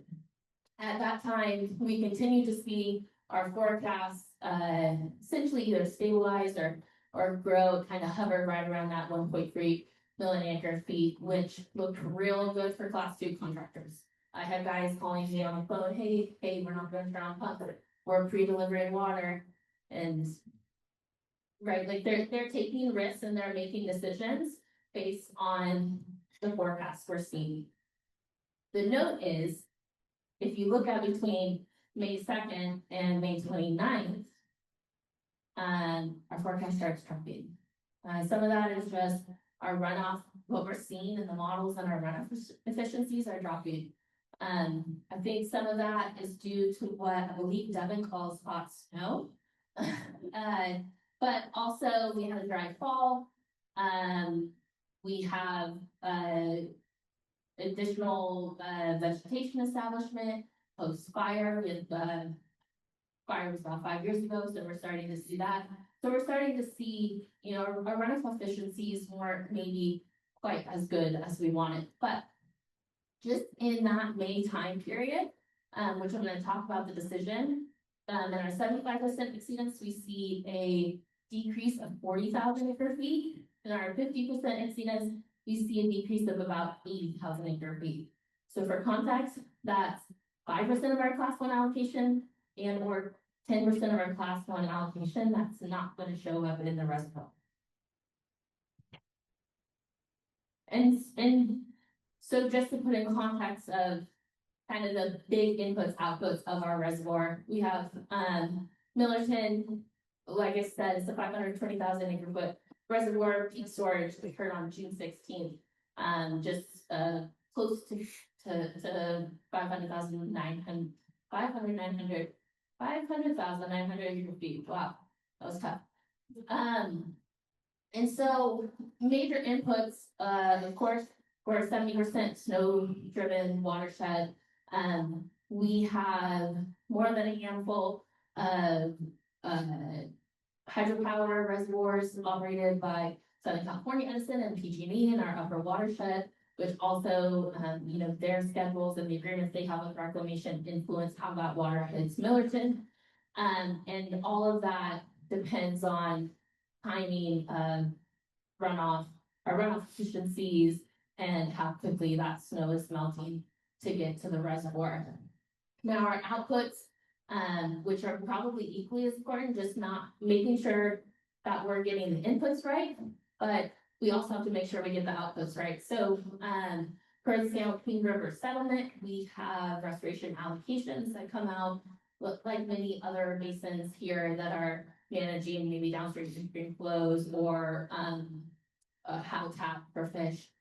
We also need to make decisions to the river based on that. We always have a risk of spill. We're trying not to do that. The goal is to get it at 500 and just like a drop or two over 520,000 acre feet, land at about June 1st, and be full for the rest of the year. And then the real drivers are our canals. So I have 2 arrows with our class 1 and class 2 contractors.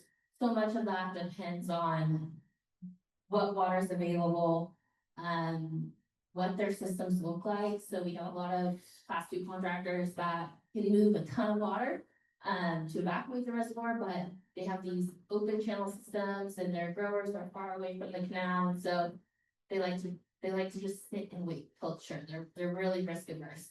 Where we have other contractors, that pipeline districts that can move water overnight and move a lot of water. And so that's kind of the family struggle that happens there of how quickly we're moving water, why we're moving water, and how they're managing their contract and water supply portfolio. And so if you remember on that table that I showed you, May 2nd, we're looking at like 1.3, 1.4 million acre feet for our water year. And we're looking at, oh, this is gonna hit quickly. By the end of the month, we're gonna be in a spill situation. We need to evacuate the reservoir, water needs to be moving. And really like having these daily or weekly conversations with our contractors, with reclamation about, hey, how much water can you move? When are you gonna turn on? Do you have pumps on? Can you turn those off? Right? Like there's all these really nuanced decisions that are being made in saying, let's not let any water go over the top of the dam. We need to get it all through the canal. So May 12th, we're presenting this to our board saying, hey, we're expecting an allocation increase. We're expecting we're expecting everyone to turn on their turnouts and move water. And then we get some ASO results on May 15th, and it confirms that, oh, that water's not there. And so by May 22nd, we're presenting the second draft to our board saying, hey, the reservoir's in control, everyone back off, just, you know, have your normal 100% demand first. And we're gonna land it. And actually, Now, we might not actually have enough water, we might hit a low point in the fall, and let's start talking to SCE to make sure we can get enough upper watershed releases to manage that. So the point is here is that, having ASO in our forecast, I'm not showing those forecast plots, but from a decision-making plot, it changes how we're moving water and why we're moving water, and how our contractors that irrigate over 1 million acres of prime agricultural land on the east side of San Joaquin Valley are managing their water supply portfolios. And so I just listed it here. I don't even think this is like a comprehensive list. It was honestly what I came up with at 10 p.m. last night. But I think, you know, ASO, of course, is so important in having a accurate forecast and having it ingested into our forecast. But it touches every part of our watershed management, our reservoir management. It's probably not news, and I think probably all of our basins that happens in. But I just wanted to list out, so we have our upper watershed storage and management, so all the hydropower reservoirs in the upper San Joaquin. It impacts the operations and allocation for the San Joaquin River Restoration Program and restoring spring run Chinook salmon population on the San Joaquin River. It directly affects reclamation's allocation to Friant division contractors. And then for contractor risk evaluation for demand management and portfolio management, it determines, hey, are you turning on ditches? Are you, how are you allocating to your growers? How are you managing your groundwater portfolio? There's this other dimension that I'll probably talk about later. I'm on a panel later, just about, you know, you haven't heard the primary canal is sinking. We have really massive subsidence on the canal. And so making sure that groundwater is being managed effectively and properly is, you know, the top priority really in the division. And so, you know, when the water is there, you're not turning on pumps, maybe you're recharging. When the water isn't there, you're being really strategic about timing of pumping and how much you're pumping. It also helps inform balancing local tributary supplies. ASO is also in a lot of our local tributaries, including the current or Kaweah. And then it of course can help inform transfers and exchanges and just general supply availability and timing. So I feel like we hit it really hard on the forecast, which are always so interesting and I learn a lot. But I also wanted to just hit from a demand side of it, of how ASO is being informed and really the value of it in like on the ground decision making at the farm level. That's all I have. Next, we have Stephen Ho from Merced Irrigation District. He's also being joined by Kayla, who I believe is on Zoom. Okay, so my name is Stephen. I'm a water resource engineer in Merced Irrigation District. And basic information, Merced is the other basin that are water from the Sept. So we work closely with the Sept National Park, with the Dual Co-op, and so we appreciate them and we wish they were here. If you have any question about Merced, find me later. What I'm trying to highlight this year is about decision-making point and what I do as a reservoir manager in forecasting. The curve line here, the pivot point is about March 15, and the maximum line is basically, what is this, mid of June. And we started to encroach into the Army Corps flood control reservoir, and we were in contact with them about weekly at that point, and we wanted to make the best collaboration as far as water supply benefit, flood control benefit, and everything else, right?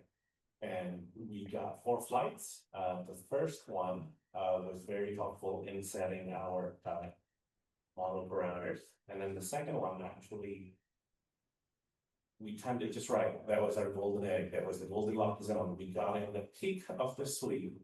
And from an irrigation point of view, we were all like, great, we can handle whatever the storm comes through at us. We don't need asterisk any more flight. You know, don't quote me on that. We always want more flights. But last year was so great that over here, we knew that we had about 500 and we had about 200, 300 space. And at our ability to evacuate the lake, we were basically good.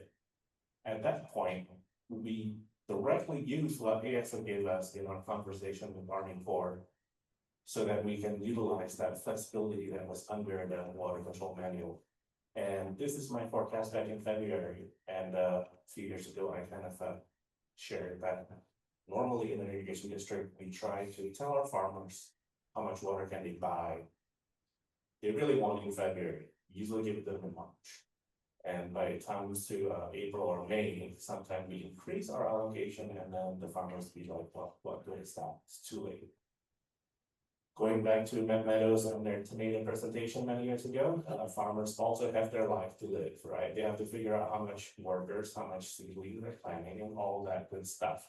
So in our region, we impact about 2,000 or so growers. And what we decide as a reservoir operation directly impacts what they do and therefore a region economy. And having accurate forecasts, which all of you always have helped us with, helps us with that. And, you know, that's where the word forecasting for reservoir operation come from. I know that that's an ongoing process that everyone else is also trying. And we look forward to working with everyone else trying to formalize that in the future. So the difference in the delta here between 50% and 90%, 98% is large. Again, this is back in February, it's early in the season, but what are we starting with next year with? Basically half lake or 60% of the lake. We actually ended up about 550 or so is my forecast these days, and we actually got to about 950. So if this is a little off, you know, part of my mistakes, it's February forecast. And the last two flights were interesting. We had a lot of the budgetary issues that EWR was running into. Thank you, EWR, for the flights. And we were attempting to hold back our flight to next year because, again, we knew that we could handle what was being thrown at us. Unfortunately, DW cannot. And so we had two flights to use up by the end of the year. And in our discussion with DW and other people, we wanted one flight to nail down where's our peak. And then we want the other flight shortly thereafter to basically provide a check. A lot of the flights over the years, we want the group ASO, ARSS, we decided that, you know, early flights are great in setting up the model parameter. What about late flights? That would help you nail down your melt and sublimation and things of that nature. And that's basically what we kind of focus so that hopefully some of these results were beneficial for future modeling improvement. And that's pretty much my part. And then I'll bring Action Philip. So what Philip is going to talk about is about how ASO result is being used in our in-house model we call it H2O. I know my predecessor and I kind of refer to it all the time, but we never really go into it. So I figured we'll take this time to kind of lightly go over it so that when Dave asks a difficult question, I can be like, ask the consultant. We need to do the PowerPoint on that computer. And yeah, take it away, Caleb. All right, can you hear me, Switch to Stephen? PowerPoint. We need to switch to. Go Sorry, ahead. Stephen, can you hear me? Yes. Oh, and Okay. this is our update of the path. Sorry. We have a back and forth between time series database and MIDH2. Right now, all of these basically goes in MIDH2, and in the future, we'll try to get these into our time series database that I talked about. And water managers, we're at this end of things. And now it's finally case. Okay, so I'm gonna take it from here and give you some background on our real-time forecasting system and how we're updating hydrologic states, particularly with ASO SWE updating. Next slide, please. So quick flyover of our models. our system's based on the HEC RTS system. So we have real-time hydrologic, hydraulic, and reservoir operational models. We're running these in an automated way every 6 hours. So we're making a forecast every 6 hours. We're sending out reports to Stephen and his team so they can leverage those for what they need to do.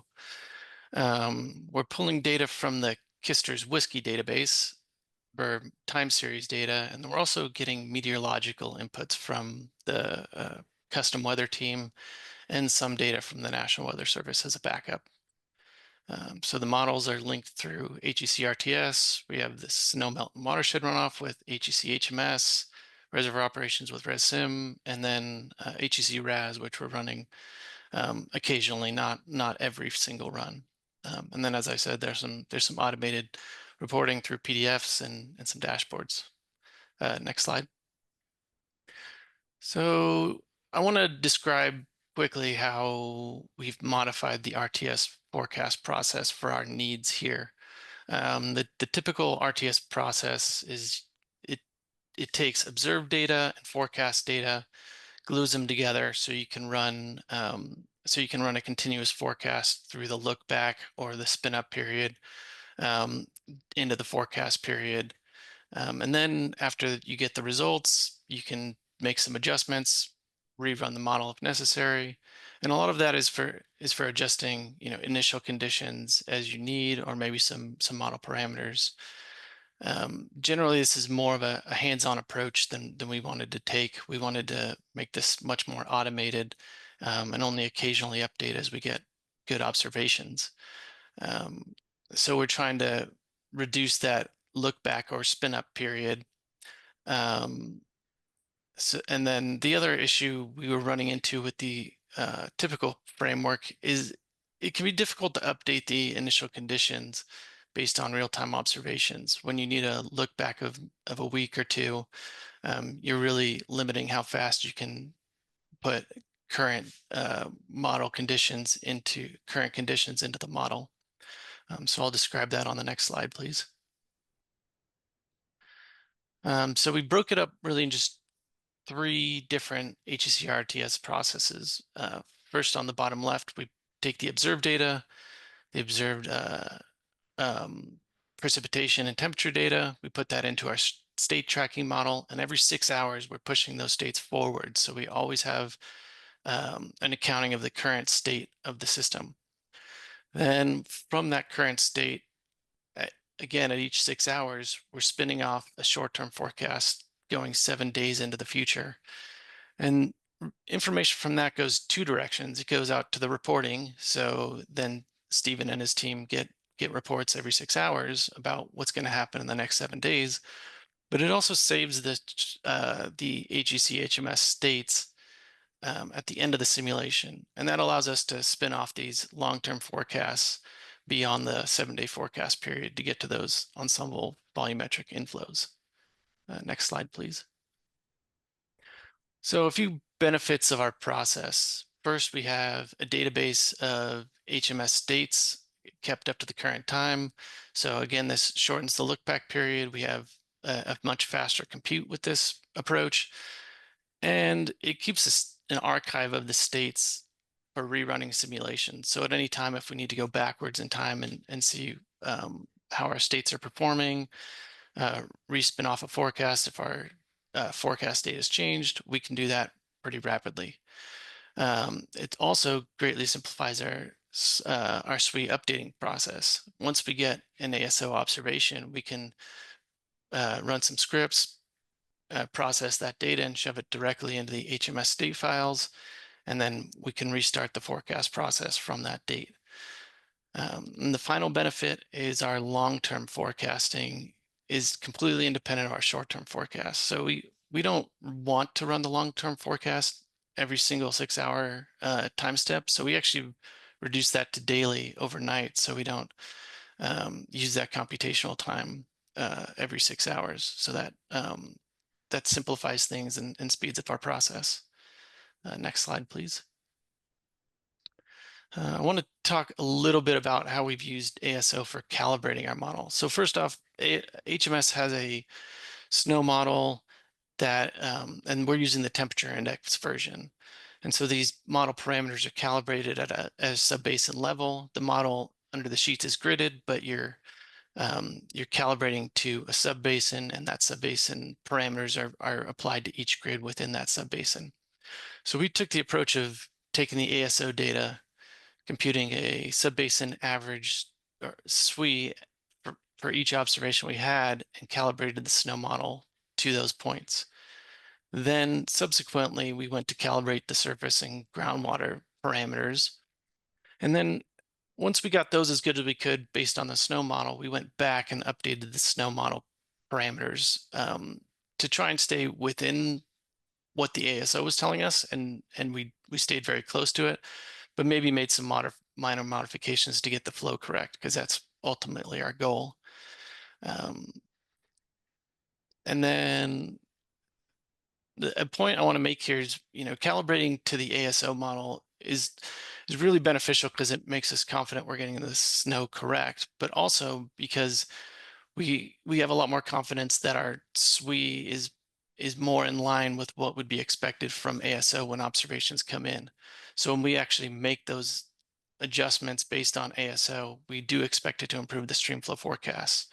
Whereas if it was in a different space, maybe calibrated to SNOTEL stations, if we then go take ASO SWE and update it, we might actually get worse results. And then since recalibration of the model, SWE estimates are typically within 50,000 acre feet of the ASO observations. Not every time, as you'll see. I'm going to go over some results here, but generally that's about where we're at. Next slide. Yeah, so here's our 4 ASO observation dates. We have a column for ASO, we have a column for the MIDH2O, and on the far right is our error in 1,000 acre feet and percentage.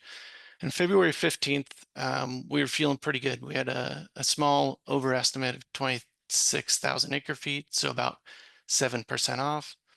The remaining dates, we had a low bias, and March 18th was our worst performance. We had a low bias of 95,000 acre feet, so just under 20%. And then we did a little better on May 1st to May 14th, but still had that low bias. So we had this low bias late winter, early spring, but overall the absolute errors are below 20%. So I would say that's actually not too shabby for a temperature index model.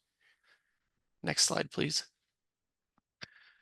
And here is showing just in time how those updates affected the model. So first, how we're actually updating the model is we decided to take a direct insertion approach. We're assuming that our HMS snow estimate errors are much larger than, or our HMS errors are much larger than the ASO estimates. So we decided it's probably better to just put them in directly and not try and do some sort of merging. So the first thing we had to do was upscale that SWE from the 50 meter to our 500 meter grid cells.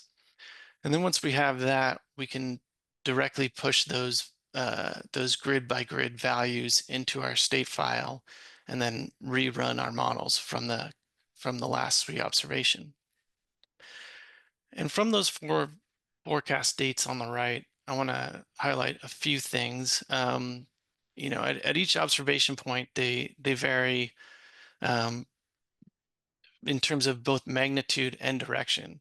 So the average results I presented earlier, show whether it's a high bias or a low bias overall. But when you get on this sub-basin by sub-basin level, they may go up or down based on a current observation. So it redistributes the snow water equivalent as well. So for example, on February 15th, the Yosemite Creek water sub-basin shifted the snow had to be shifted upwards, but in the Merced Lake water, or the Bridal Veil watershed, it actually shifted down. So we've moved snow around. But then on March 18th, we've seen a clear low bias in all of the models. So we had to shift all of those up. Yosemite Creek tended to be the worst performing this year in terms of subbasins. So, the other benefit here is it's telling us where we may need to be improving our models on a subbasin level. Next slide, please. Okay, so in conclusion, I give you a brief overview of our real-time forecasting system. I'll give you a brief description of how we are stitching together these HEC RTS runs to work for our system. And this ASO data is really providing critical information. It's enabling accurate calibration, but it's also providing necessary information for model updating. And with that, I think that's the end of my slides.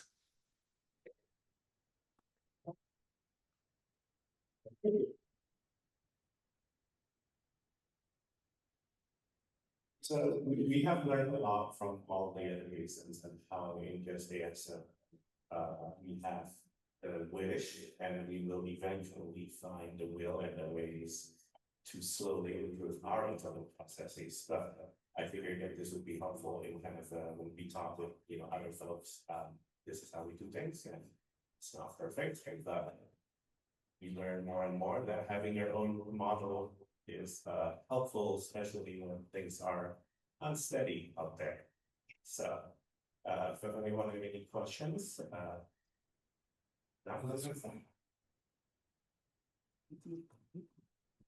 Thank you, Stephen and Caleb. That's great. Our final talk of this morning will be from George Baxter from El Dorado Irrigation District. Can you hear me now? There we go. All right, Jordan Baxter. I am the hydrologist for El Dorado Irrigation District. That's about.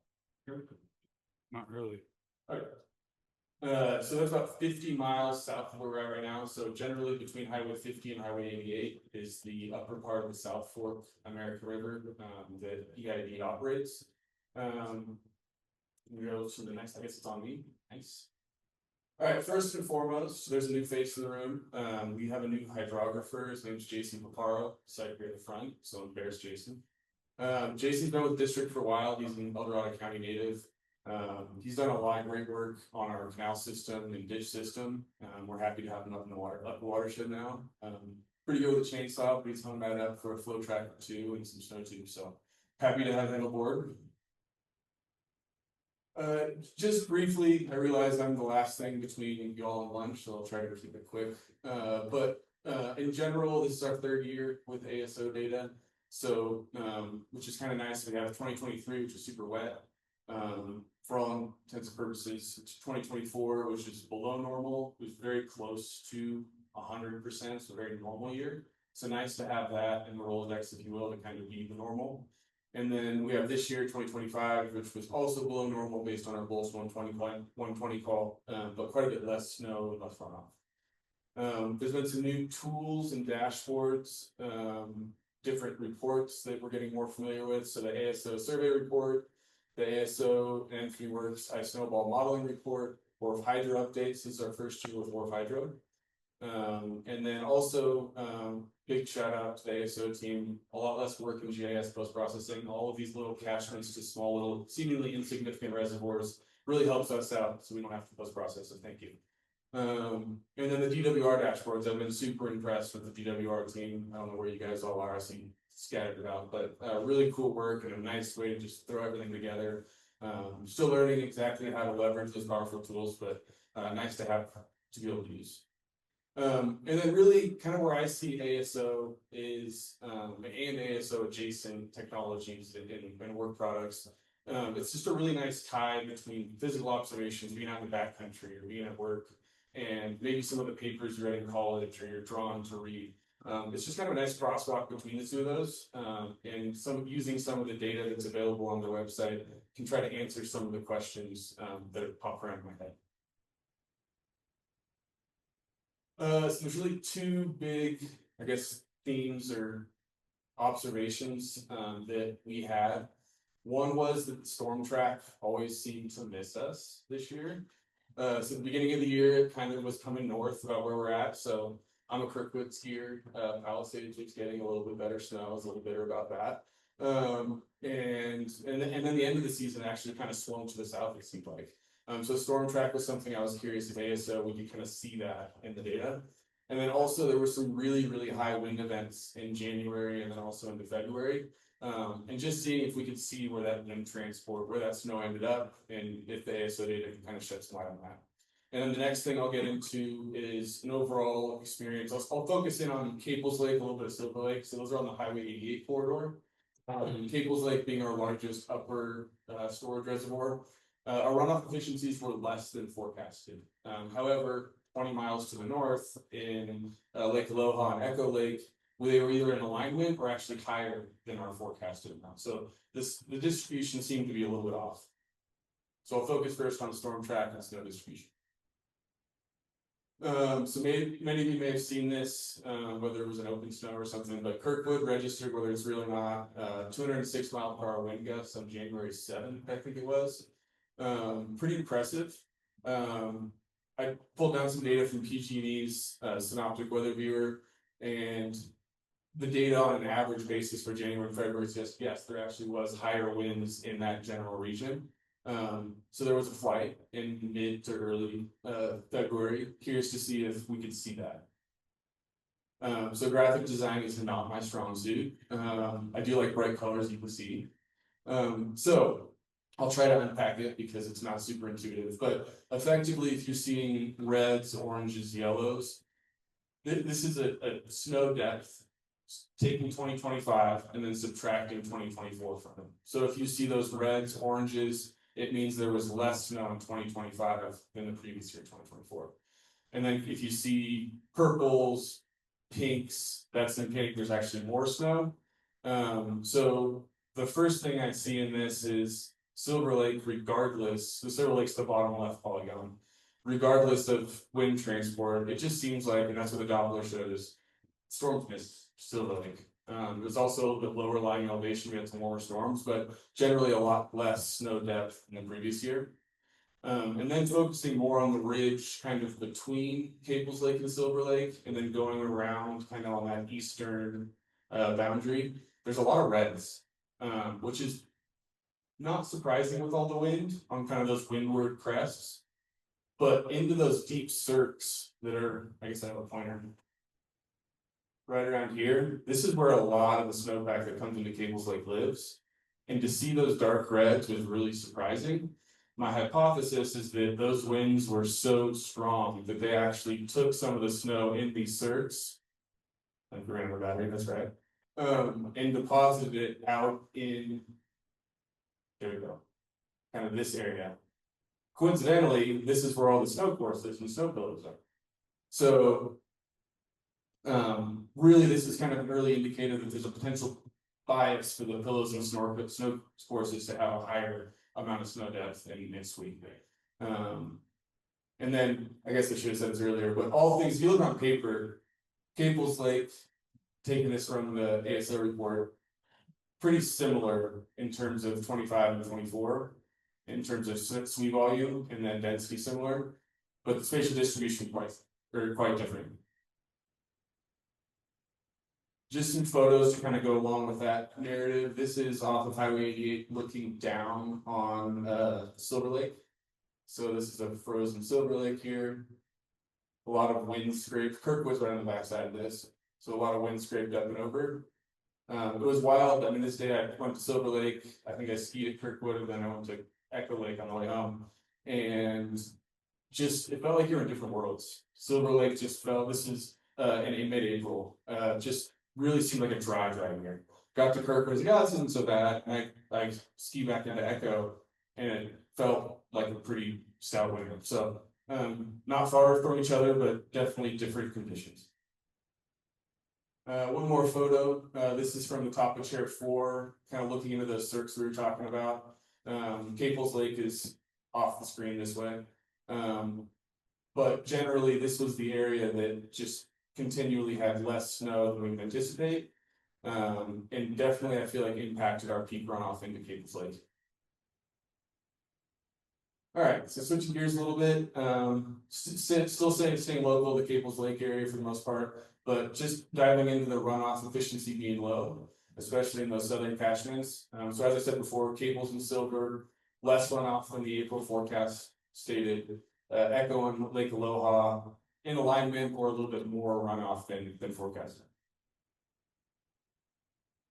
So kind of before ASO showed up, we have 3 snow courses that EID measures. They're all in the Carson Pass, Caples Lake area. So this is just a plot showing 2025 comparing to 2024. Red meaning last year, 2025, and 2024 the previous year. In general, pretty similar. You'd think you'd have a similar runoff response. I will say that 2024 was coming off of a really big 2023, so the antecedent moisture going into the year was pretty high. And we also got some pretty warm days in April, May to get that melt really going. We just did not see that in 2025. So those are kind of my hypotheses going into it. Okay, why would the runoff efficiencies be low? Again, really not good looking image there, but got to use raster calculator, which is always fun. So again, this is April SWE, so not February like the last one. This is actually SWE in April, taking 2024 and just subtracting 2024 from 2025. So anywhere you see green, generally there was a colder storm for 2025 in April. So the green means more snow than in 2025. Yellow about the same, and then red more snow in 2024. So Silver Lake was really the loser, if you will.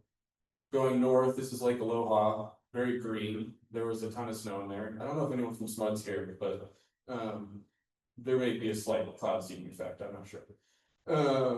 So that there's Lake Aloha, and then Caples Lake, kind of somewhere in the middle. But once again, in these regions in the meadows, and then even down by the lake, kind of more in the middle, and that's where we have the snow courses and snow buildings. So had we not had the ASO data to kind of show us some of these differences in these upper regions where a lot of that late season melt comes from, we might have over forecasted even more how much is expected to come in. This is a bit confusing, admittedly, but this is trying to look at Caples Lake, the observed A to J inflow, so what we calculated came into the reservoir.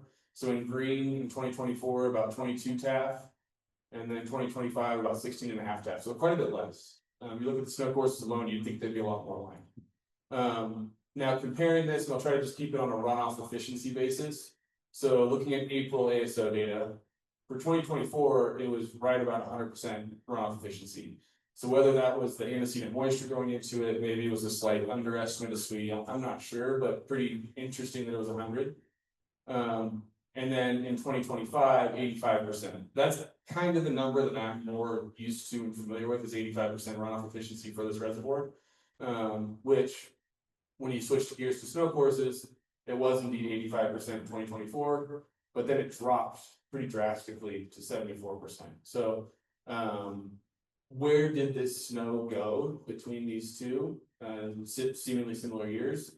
My hypothesis going into it was maybe antecedent moisture, and then also just what were the climatic conditions in that melt ablation period. So this is just kind of to hammer home. It wasn't just the volume of snow, it was also the rate at which it ran off. So we keep pretty good, we have to do pulse flows at Caples. We keep pretty good tabs on peak inflows. So the blue, typically in a below normal year, we'll have a good 5-10 days above 200 CFS. That's the stashed black line. So the blue, you see we had that as pretty pronounced, and then actually happened again. We had it very briefly in 2025, and then it just got really cold.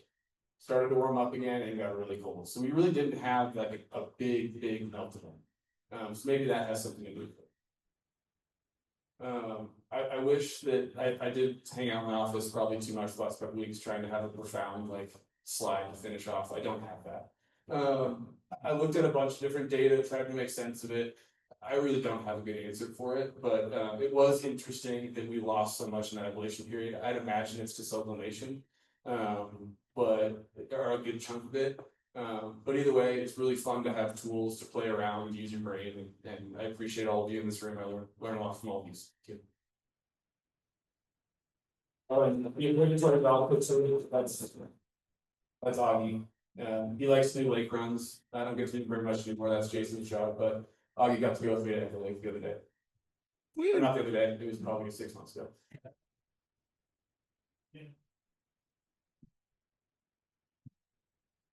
I think we need to have a slide at the beginning of the workshop with everybody's dogs. All right, we're very dog friendly here. I have two, I think, thoughts. One, on the roughly 13-meter difference in those SERVs. I'm guessing that 2025 had not yet avalanched. With that kind of magnitude, I'm guessing that there wasn't avalanching yet. And it came probably after the rain events. And then on your most recent slide, go back to 3 there. 2024, how much late season precip did we have? That was what I kind of pointed to. There wasn't a lot of very, the snow or the rain gauges weren't working great. I actually leaned on Jeff Anderson's present past one. I think it was. There was more in 2024 than 2025. Between April and. So that would. Oh, okay, I would do it. Oh, no, I'm sorry, vice versa. 2020, that was my hypothesis, 2025. Yeah, I was hoping that's the answer to that. So. But it's lunchtime, so I don't need to answer more questions. Yeah, it's above my pay grade.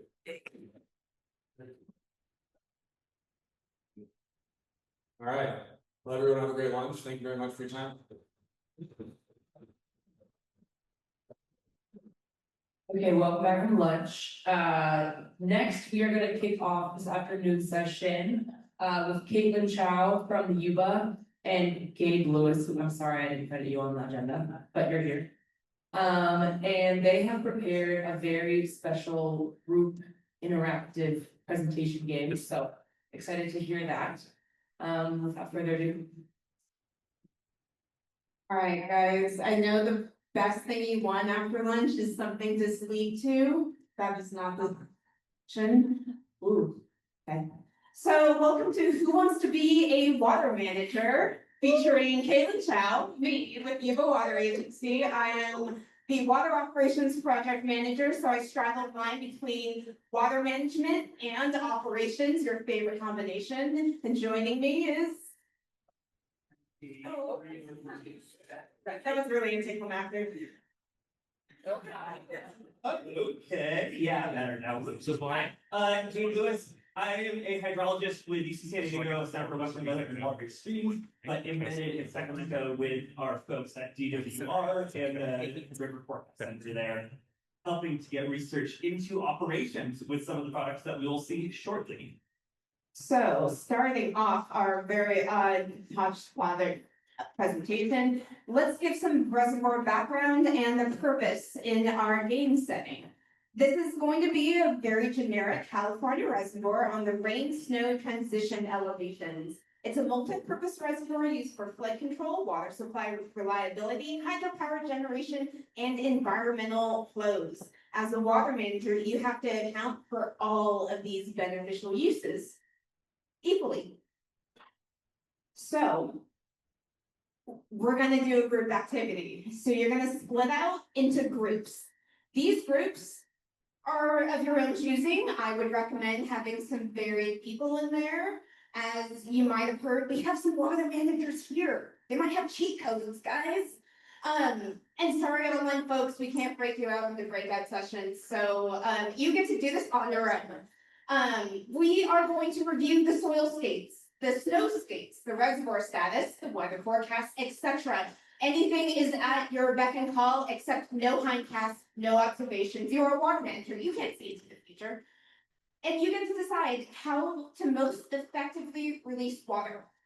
Caution, release too much water and risk water supply shortages and potentially angry farmers. I bet Steven knows something about that. And release too little water and risk flooding your community and potentially your own house, maybe your best friends. Probably not a good idea. Here's some constraints before we split out into groups. Your reservoir storage must be kept under 800,000 acre feet until April 1. This is for flood control purposes. Otherwise, Army Corps, yeah, you get in trouble with Army Corps. I think they're here in the room. Don't make them mad at you. Yeah.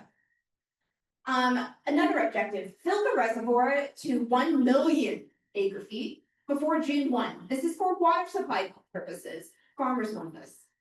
Another two constraints, you have spill gate. The spill gate can go from 0 to 150,000 CFS. Let's not get into the weeds about kind of reservoir to water spill. I'm trying to make it easy on you guys, okay? The next is going to be your powerhouse. Your powerhouse can release anywhere between 0 CFS and 3,600 CFS. Before I get any further, split out into your groups. You can use the people next to you, but choose wisely. You have 30 seconds. So, are you listening? Great, thanks. Your goal in your groups is to determine a release schedule for a randomly picked storm event from this year. You have to give things in terms of what is going to be your powerhouse flow in CFS per day. You have to determine, will you spill? Yes or no? If yes, how much? Give that in terms of CFS per day. And then ultimately, what tools help you decide and why? It's going to be the January 31st storm event, which for me was a big deal. Please scan this QR code. I don't care if you're not a millennial. I have 5 printed handouts for those of you that really refuse to do QR codes. But come on, guys, we're through COVID. You should be aware of this fear by now. I will warn you that I think you all have editor permission on this Google Doc, because I didn't have time to change it because lunch took an hour and a half to cook a burger. So please don't delete things for other people. And if you put your answers on it, no, everybody else can see your answers, and I will probably pick you guys. You will have 5 minutes to review your resources, and then I'll give you an extra 2 minutes to decide your release schedule. Your time starts now. Okay. The storm is upon us. I need a release schedule. I'm gonna be nice and ask who wants to volunteer their release schedule. If not, I'm going to volunteer someone, and you might not be happy about it.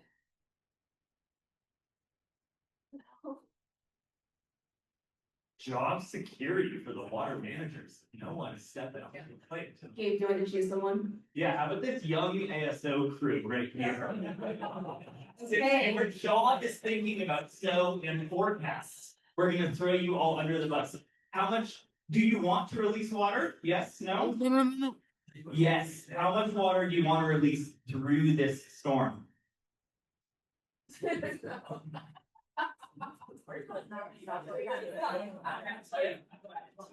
Shot in the dark.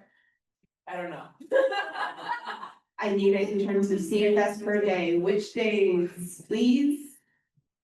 50 CFS. Great.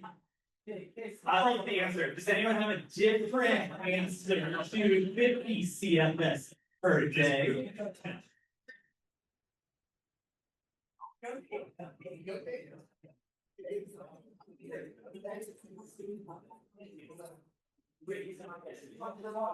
Are we gonna talk into the mic? 13,600 CFS per day released.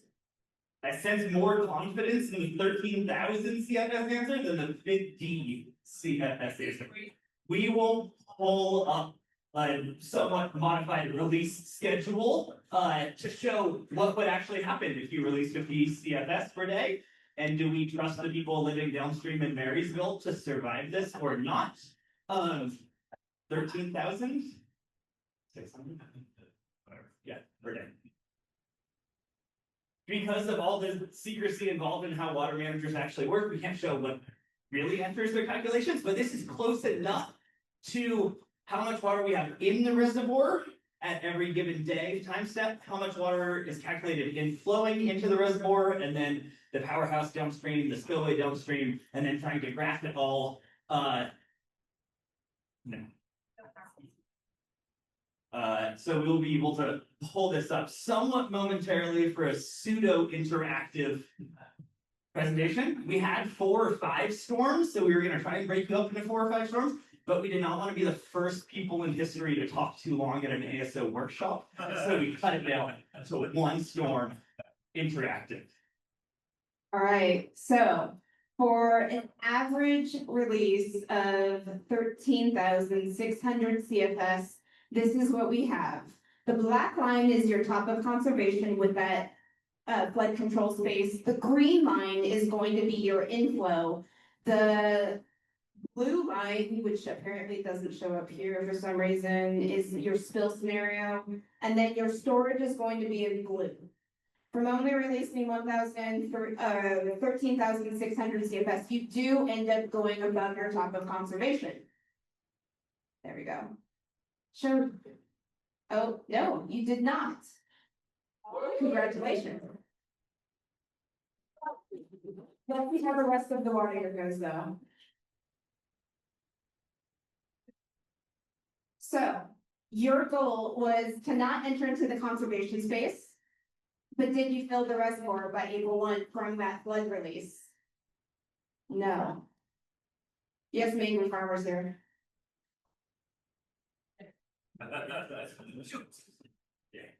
After Gabe talks about what actually happened, we can go over what bullets actually did, but thank you for trying, but you failed. I will say not as bad of a failure as this group.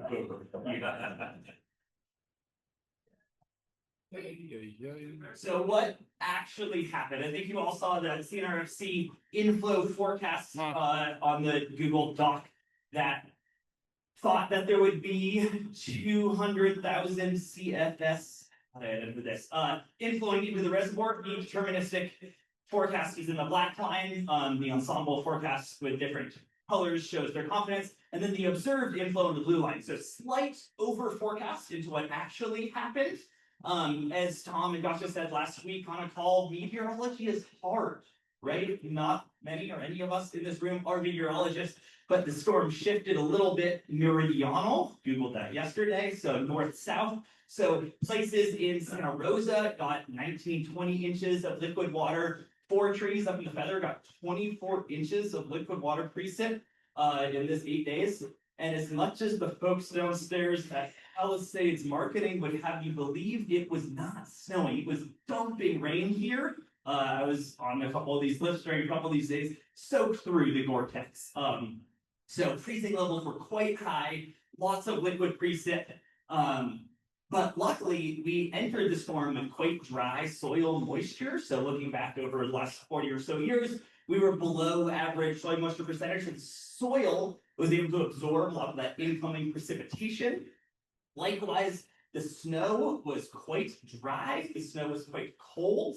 On the left, I'm showing the DWR Snow Tracks website playing through these days. And you can see that the red colors here are isothermal warm snow, averaged out through the Yuba. This is ASO and pre-works results.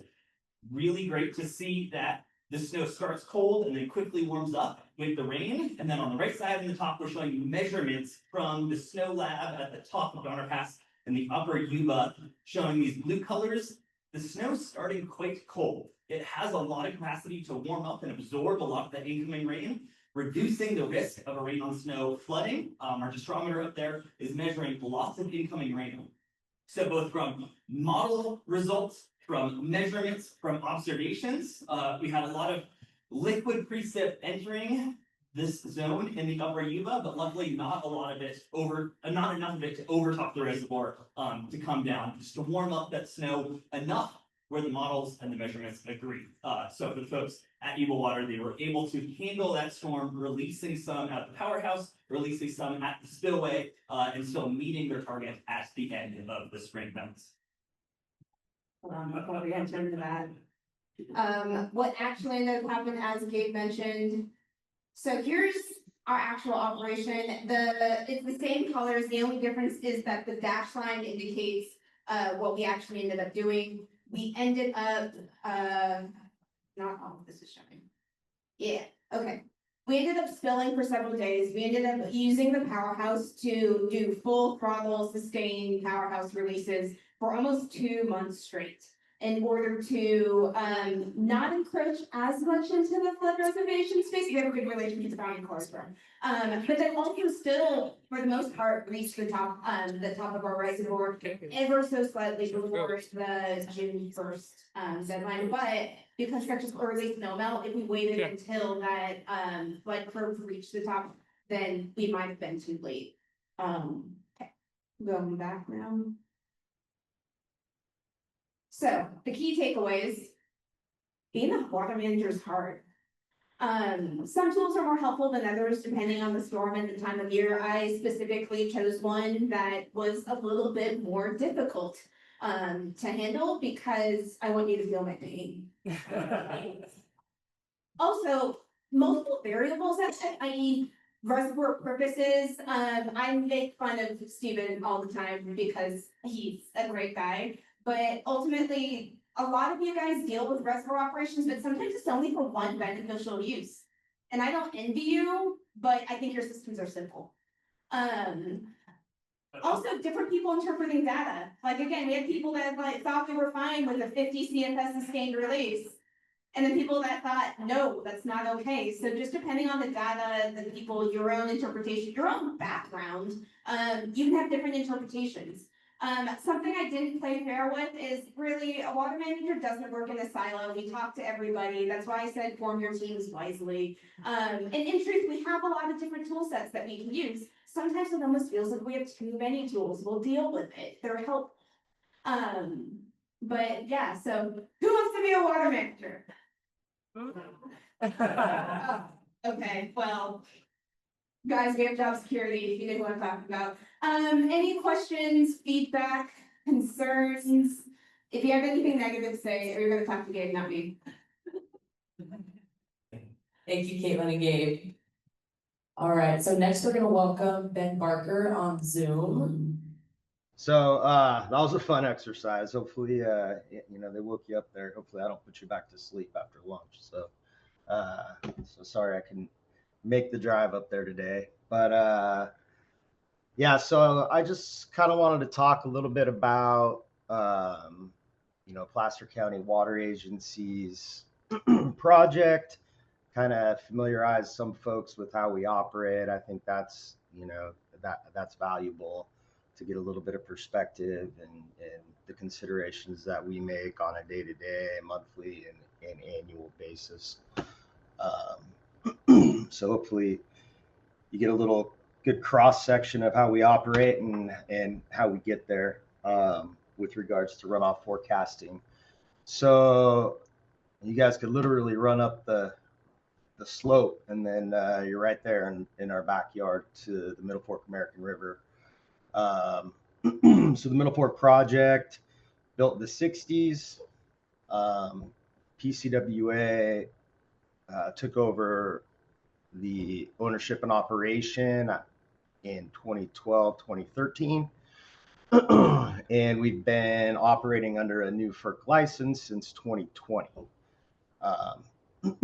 So combined, we have French Meadows, 136,000 acre foot capacity, Hellhole, approximately 208,000, so 342,000 acre feet. And we have two primary large generation sites. One is Middle Fork Powerhouse, and the other one is Ralston Powerhouse. And I'll show you a little map here in a couple slides that kind of details that. So this is everyone's got the same problem here, right? This is why we're all here. Predicting runoff is a difficult thing to do. So it's nice to have some new tools in the toolbox to try and tackle that. So for us, it's this feedback loop. Every water year is different. Snowpack's different, precip's different, all the components every year, right? So we look at initial storage conditions, where we've carried over to, then we get into our hydro forecasts, and then our consumptive demands, minimum stream flows, all the fun requirements that come with the FERC license. And then we have on top of that our kind of discretionary releases that we can make based on market prices, right? So PCWA is a merchant generator. We don't have, we're not a load serving entity. So our primary purpose is to supply water to Placer County, and then the generation kind of pays for all of the improvements of the system, and the big bills that you get that come along with the FERC license and implementation. It's pretty heavy. So so right here we have just a kind of water flow schematic of the project. Like I said, the two main reservoirs are French Meadows and Hellhole. We have a small diversion, Duncan diversion, which has about a mile-long tunnel directly into French Meadows. Max diversion rate's 400 CFS there. And then from French Meadows, we have another tunnel that goes, it's 2.4 miles over to Hellhole Reservoir. We have a small 16 megawatt generator there. And then it goes from Hellhole down to Middle Fork Interbay, where our largest generation site is, Middle Fork, and then down to Ralston to our lowest point of control. And so French Meadows is right about a mile high, 5,200 acre feet, or I'm sorry, 5,200 feet MSL, and Hellhole's a little lower at 4,700. So we have our inflows, generation, and then our minimum in-stream releases there. So we use, as part of our relicensing, we started back in 2007-ish. We developed an operations model. We call it OASIS. So it takes all this into account, all the FERC requirements, rec releases, consumptive demands, minimum in-stream flows, etc., and balls them up, and gives us a baseline for operational plans.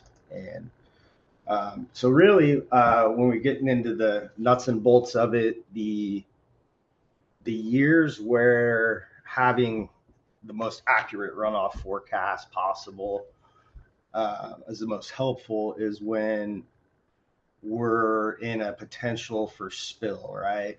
So if it's really wet, we're going to spill. We know that. If it's dry, we're not. We're just trying to fill.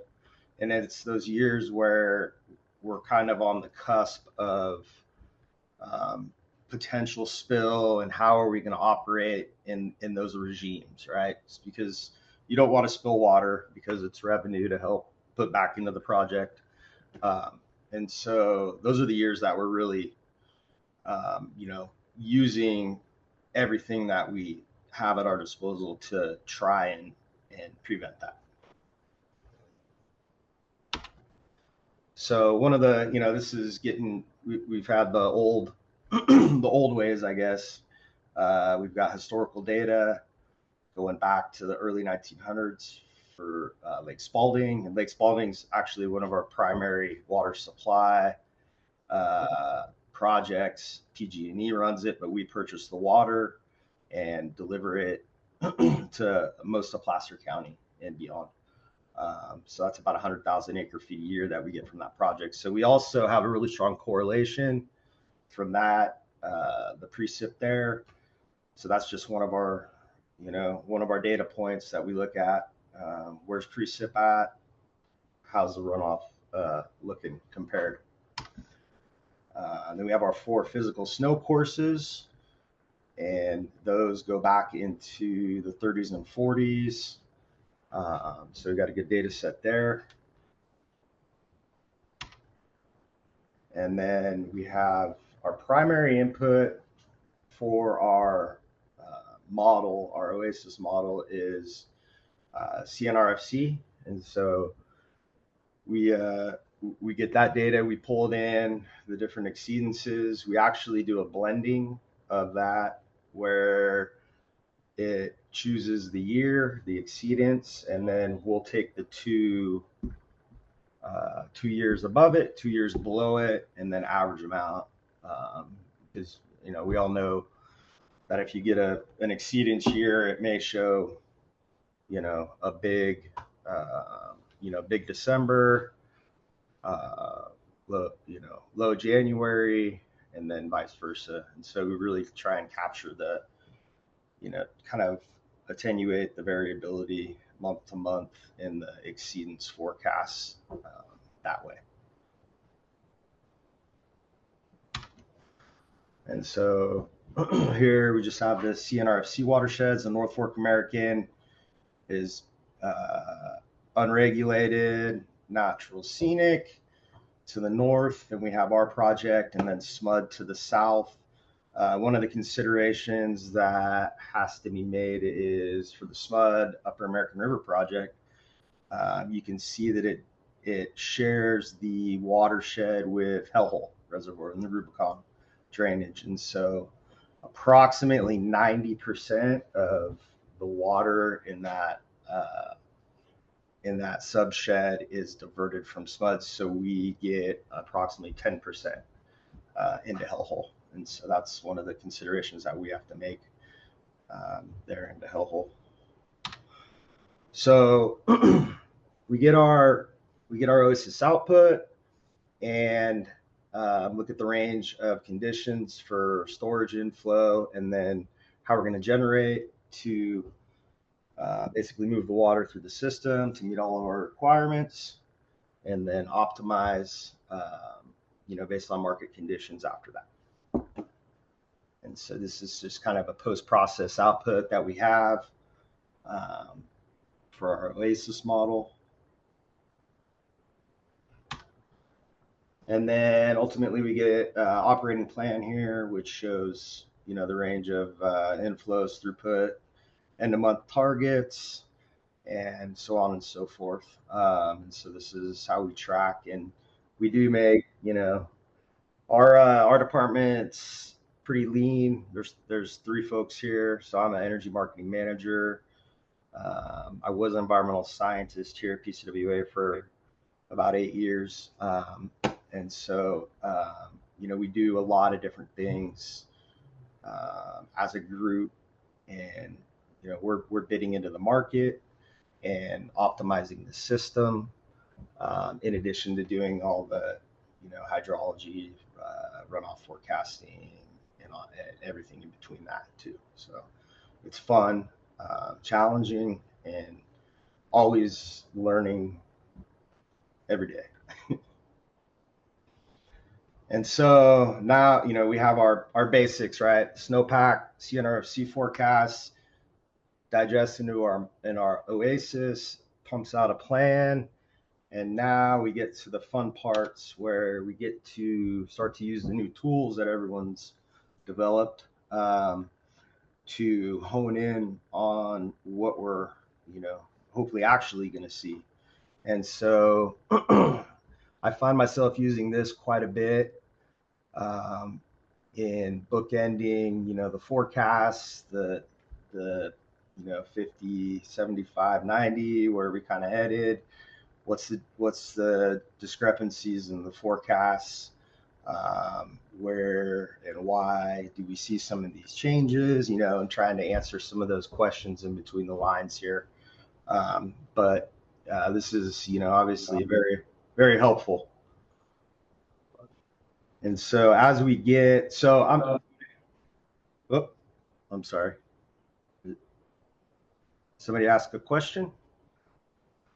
Or is it just chatter? All right, I'll keep going. So kind of a case this year where the ASO data and reports kind of helped us make an on-the-fly operational adjustment and decision. So typically we put our French Meadows powerhouse on outage in April. This year we had a capital improvement project at that site, and so it was a 2-month outage, extending from April 1st through the end of May. And so obviously that's the time of year when we're starting to see a good chunk of runoff from the snow melt. And so having a well-tuned forecast to moderate and get the generation, get the water from French Meadows to Hellhole to avoid spill, right? So really fine tuning things to make that operational decision. Do we hold back? Do we have enough room? If we see a greater exceedance, what's our spill potential? And so kind of answering all those questions. And, you can see here, this is the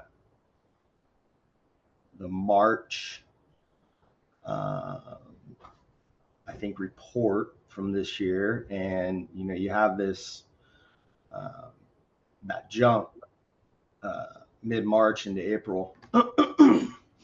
And so we looked at that, and obviously the SNODOS is part of the CNRFC modeling, and so that's showing high, and then the ASO model data was showing lower, and so we kind of take that into account looking at things.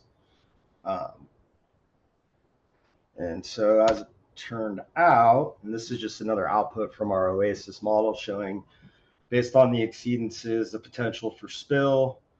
And so basically at that point, you can see the red circle. We made the call to go from about 9 hours a day of generation to 13.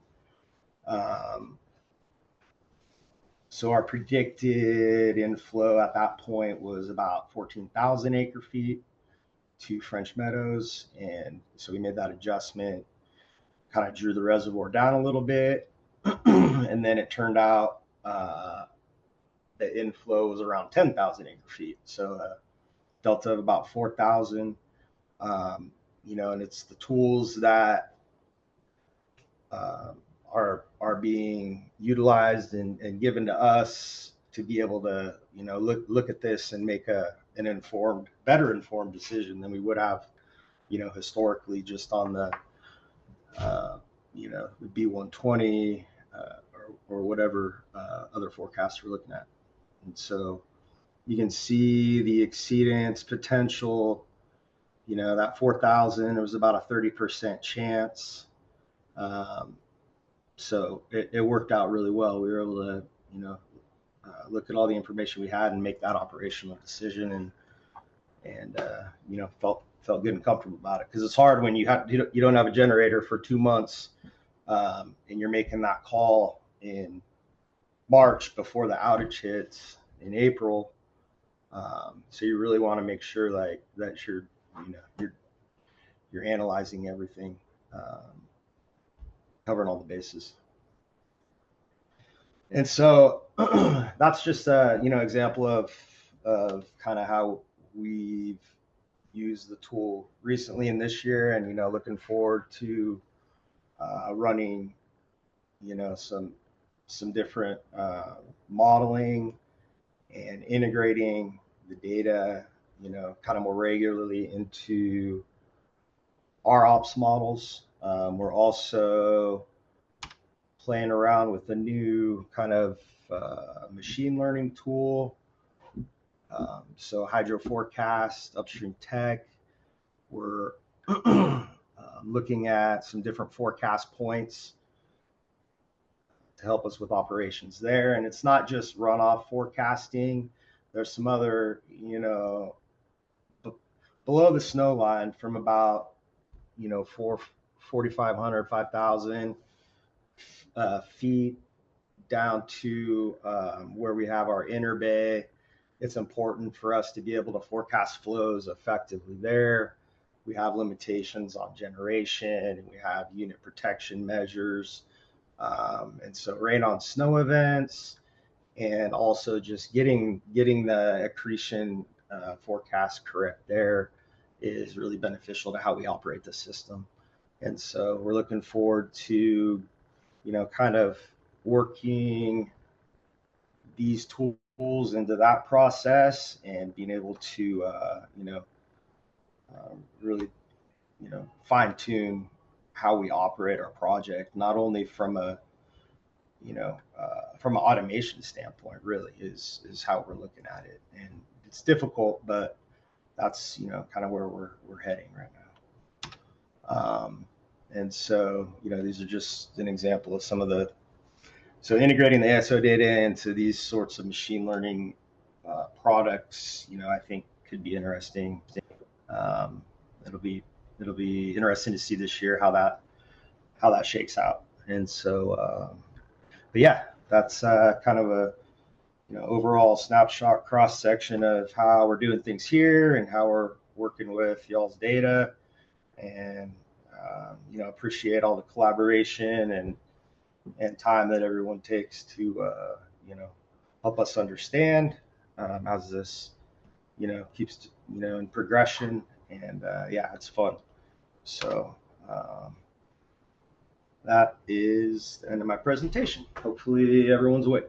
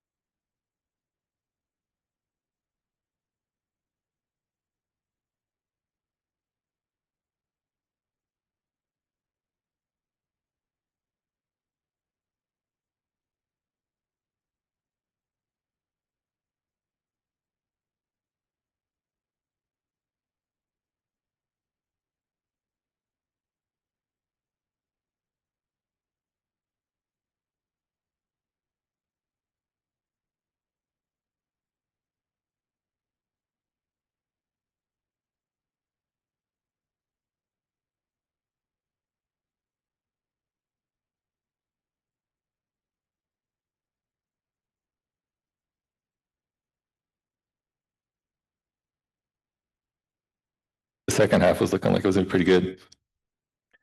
And then additionally, to the coastal one, we'll look at the foothills one, which gives a better feel for if we're going to see any extreme precip at the project itself. So this water year, right before Christmas, as you can see, storage was up. This is useless. It's approaching 30,000 acre feet, which is, right in the middle of that window that I mentioned. And so I reached out to Vic and asked if he had any thoughts on doing any releases or anything. You can see there's giant forest snow pillow value there. There wasn't much snow on our core snow pillow, 0.08 inches. And so at the time, he wanted us to get through Christmas and look at it between Christmas and New Year's, or hopefully later.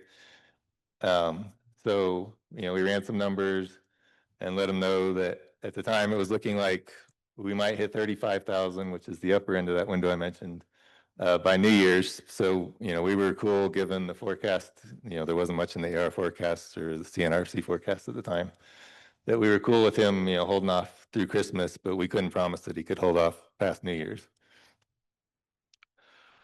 But, and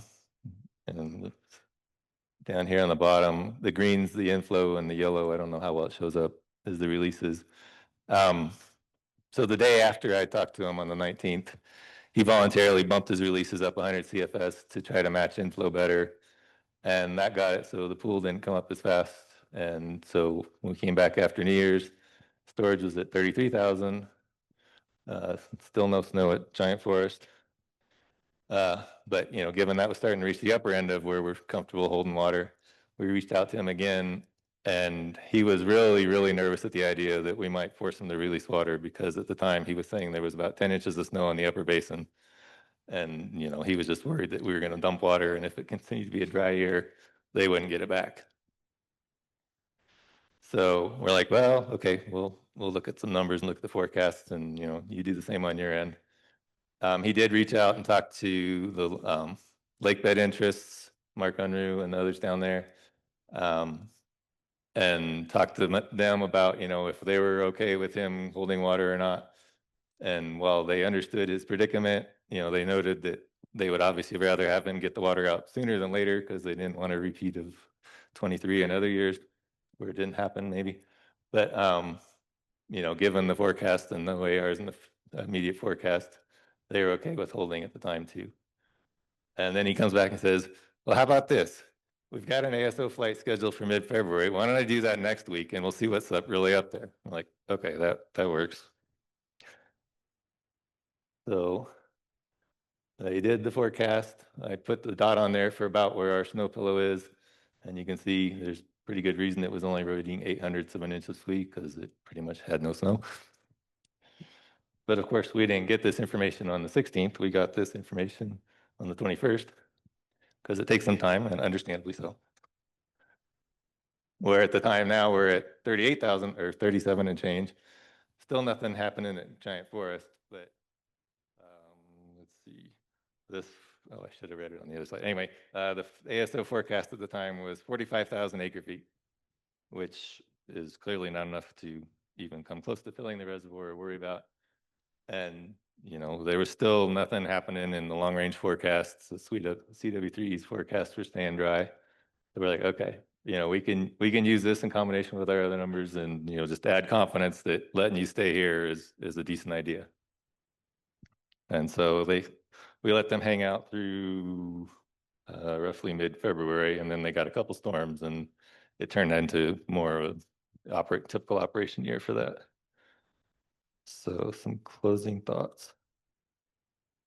First thought, this, when in doubt, get it out. That tends to be the core starting position with things. I mean, as Stephen and Kaitlyn and others have noted, the core is definitely open to holding off on releases and giving you flexibility to work with when the rules allow for it, and when the forecast allows for it, and when there's time to do a drawdown if we see something pop up in the forecast. But we always tend to come from the starting position of we want to get the water out to keep the room for flow control space. And then the second thought, which is definitely more of a your mileage may vary kind of thing. But, you know, if you're at a project and you need the Corps or somebody else to realize that, hey, we've got like no snow or way more snow, we need you to do more or something, you know, maybe it's not the easiest thing to do depending on ASO flight schedules, funding, DWR, all that stuff. But if you need to know your snow, call ASO. No, but if you make a shirt, I want one.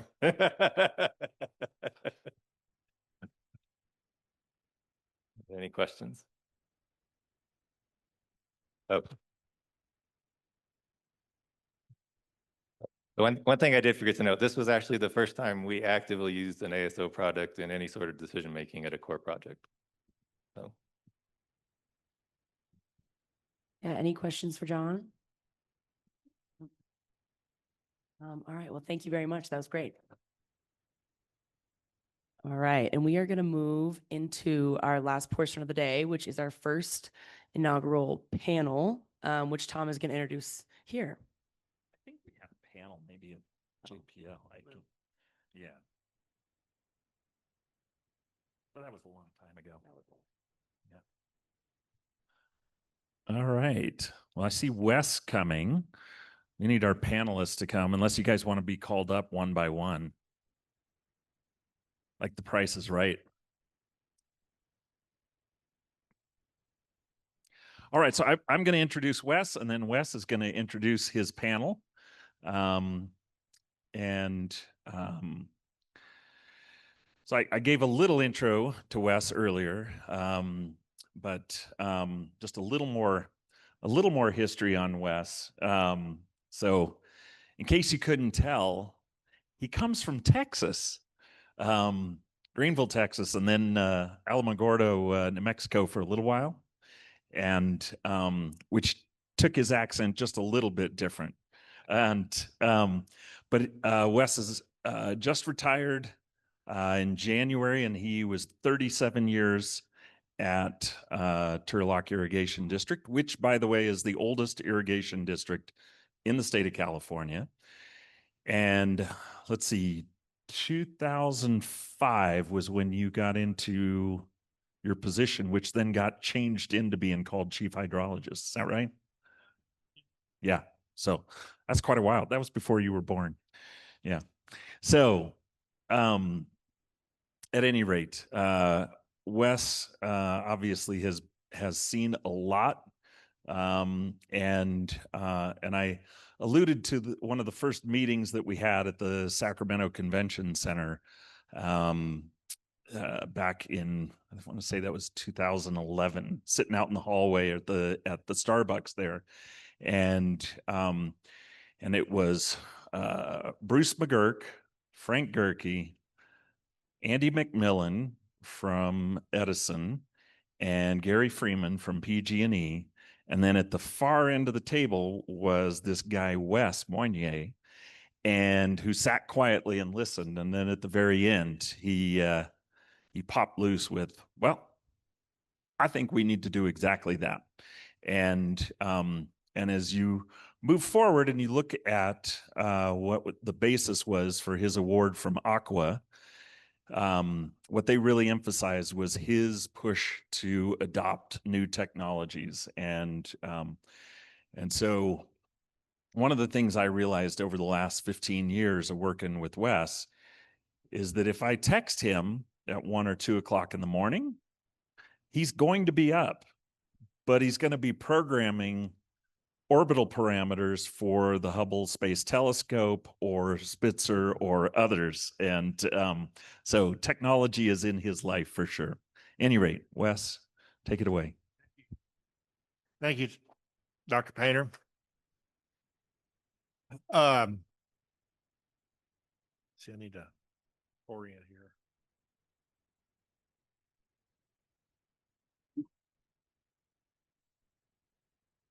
Get that there. I don't need that. So I want to thank Dr. Painter and ASO for allowing me to be the moderator here for the most sophisticated group, the smartest and best looking. Thank you. So the way this is going to work, until I'm told differently, I'm going to give a very short introduction. And then some comments on the introduction. And then I'm going to let the panel members take over. And each one's going to give a little dissertation. And then we're going to have some questions. So I'm going to start with Katie Duncan. Now, she did take some of the wind out of my sail. Katie Duncan is a senior water resources engineer with Friant Water Authority, where she plays a key role in collaborating with the Bureau of Reclamation on forecasting water supply in the San Joaquin River Basin and managing the operations of Military Lake. I would ask you to go to her slide that said operational. What was that? It says operational informed. Anyway, by ASO was the last slide. And I submit to you that that is a good rendition. This level of sophistication, that's what I want to capture here. This group here is a cross-section of what you all represent. And how do you articulate the level of detail and the importance of what's going on? Now, what she didn't give, and I think she's going to get into it, is that she's working down there with a 520,000 acre foot reservoir on a 2 million acre foot annual runoff.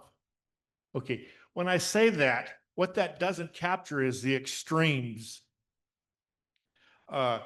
So when I would feel sorry for myself in 97 and 98 and 2005 and 6, thinking that there was this target on the Tuolumne,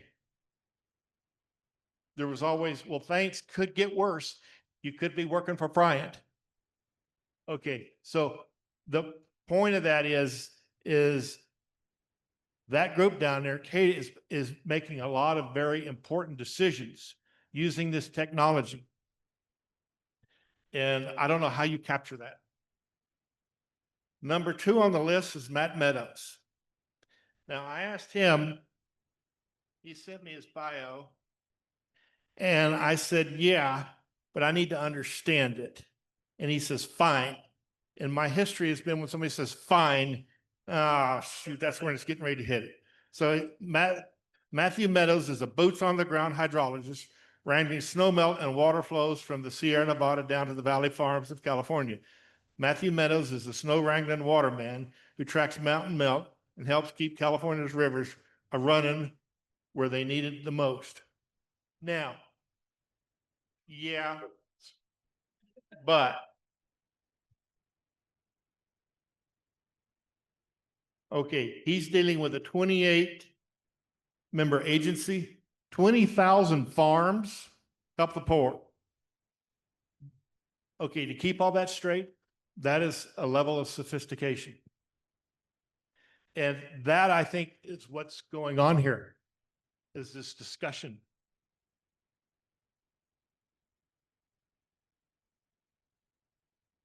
Three out of the box. Dave Rizzardo, manager of the hydrology section within the Division of Flood Operations at the California Department of Water Resources. David has 28 years of professional engineering experience, mostly focused on hydrology and hydrometeorology. Dave joined the hydrology section in 2000 as a river forecaster. Later, he managed the river forecasting unit and the snow surveys and water supply forecasting units before promoting to the section manager position. He has managed the development and expansion of California's ASO program since its inception. David is a licensed engineer with a degree from UC Davis. Now, Mr. Rizzardo holds a special place in my heart. The first time I saw him, he has a very imposing personality. And the first time I saw him saunter across the stage at a snow surveys conference, I thought, man, this is a suit in general. He has a very dry sense of humor. And some of you should say, well, wait a second, that's a contradiction in terms in the water business. And I would agree with that. Totally. So the first thing that came to my mind was, I couldn't tell you what he said, that was a couple years back, but the tone of it was, we're going to change. And I thought, he doesn't know who he's dealing with. We don't change. We're a snow cooperator. We're snow surveys.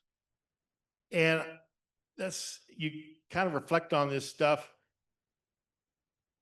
And it's been nothing but change. So I commend Dave and all the work that he's done. It's been an impressive run. 4, Mr. Forrester, Harrison Forrester, City and County of San Francisco. Now, San Francisco holds a dear place in my heart again. I can't say enough about them. I reference them as I've said before, there's a bunch of cool cats up there. And what he says 2019, he's enjoyed working with his team of esteemed colleagues. He must be talking about Jason Carkeet in the back, along the Tuolumne River to implement multiple reservoir management objectives at Hetch Hetchy, Cherry, and Lake Eleanor. Now, what he left out was Don Pedro. They've got a water bank in Don Pedro. And that concept is not trivial. And the stuff that they're dealing with up there is very sophisticated.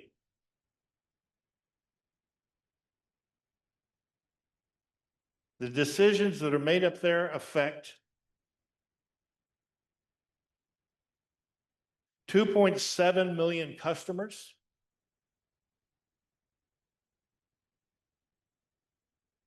$1.9 million customers outside of the city of San Francisco.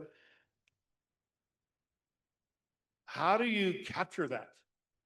And of course, all of you are dealing with this. How do you capture that? That's pretty, to me, that's pretty impressive.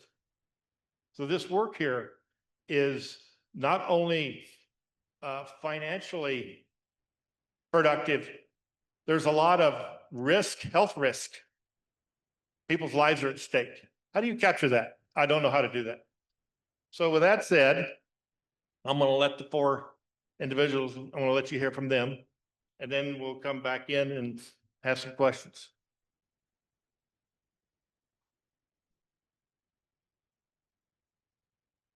How about you, Matt? All right. I don't know if I need a pointer. This thing's going to be behind me.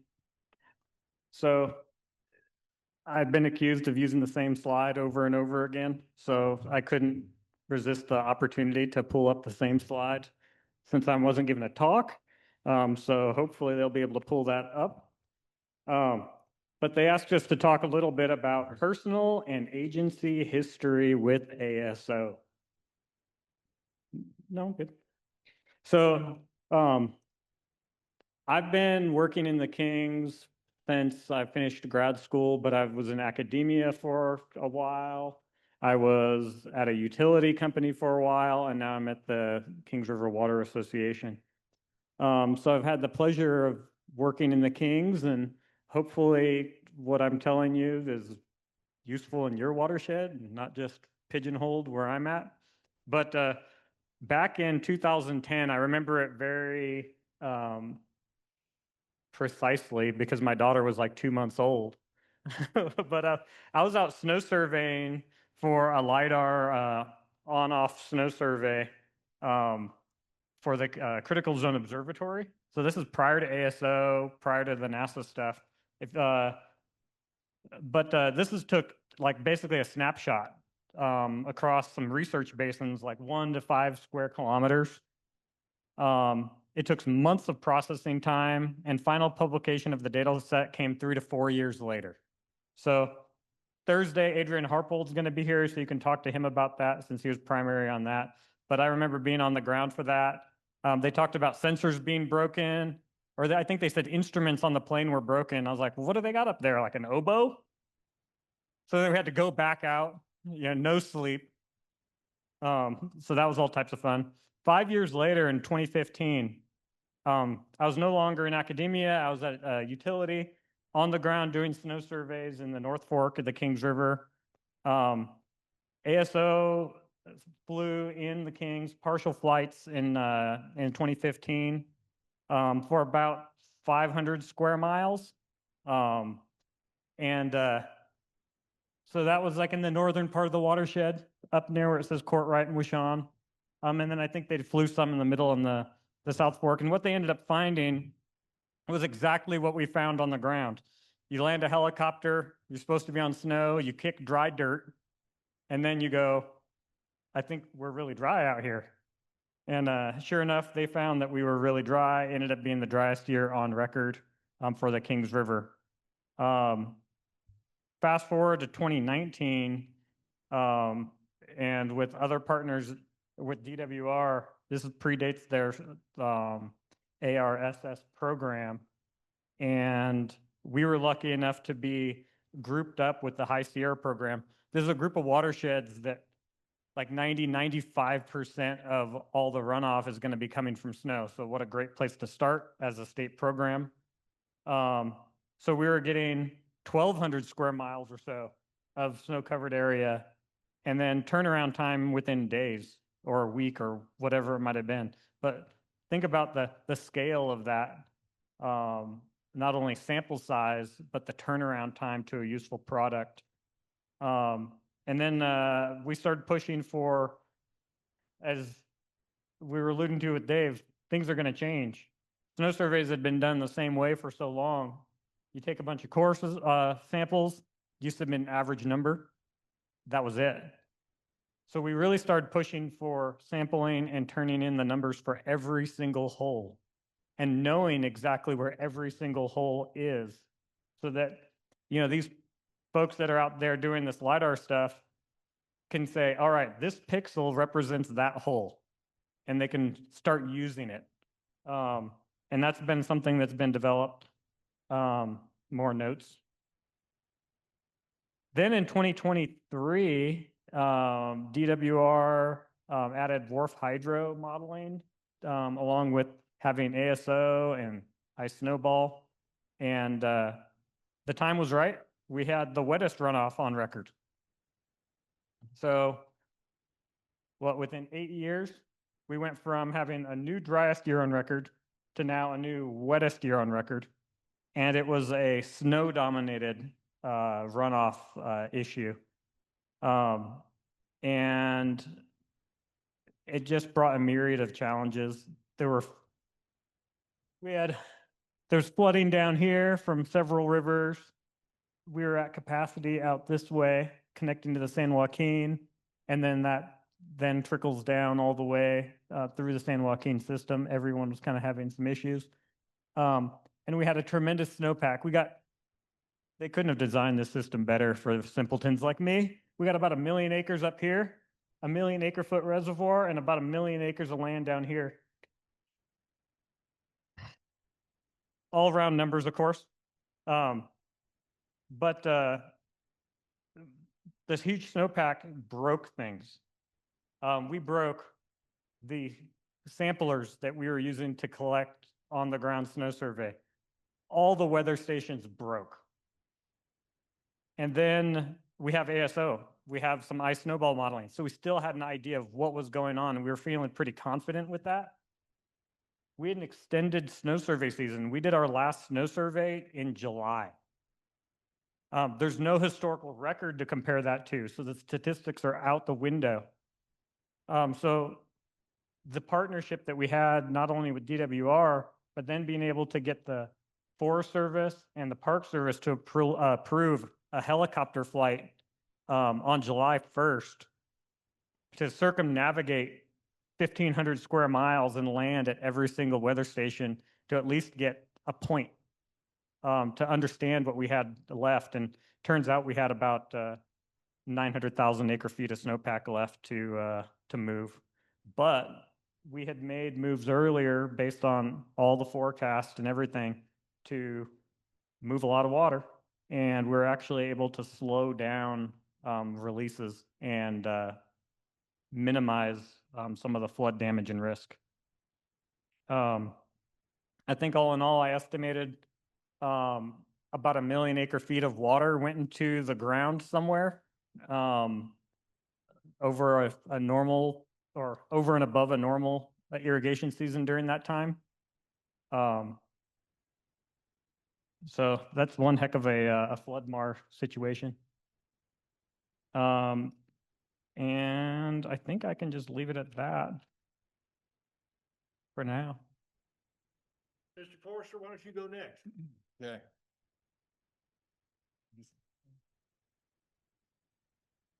Point from Harrison.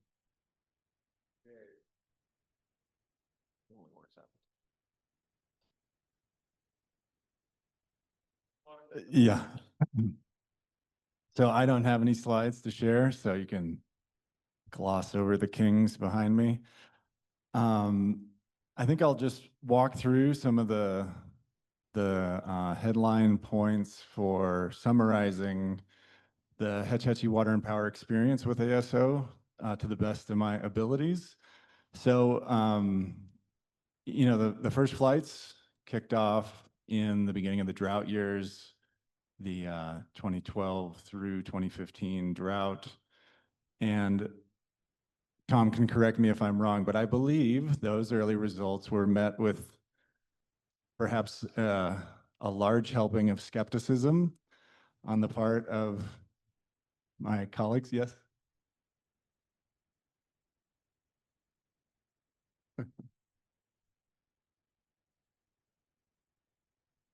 But through those early years, I think in particular 2013 through 2017, a lot of confidence was gained in the value of the products.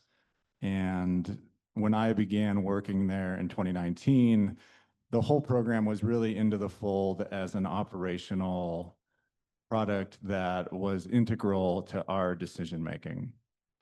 And I think that has really, that whole development was really aided by a variety of things, including field validation and basic comparisons to field measurements against these airborne LiDAR measurements, and openness to feedback from us, from the ASO team. I think that was really an important and just vital component of that.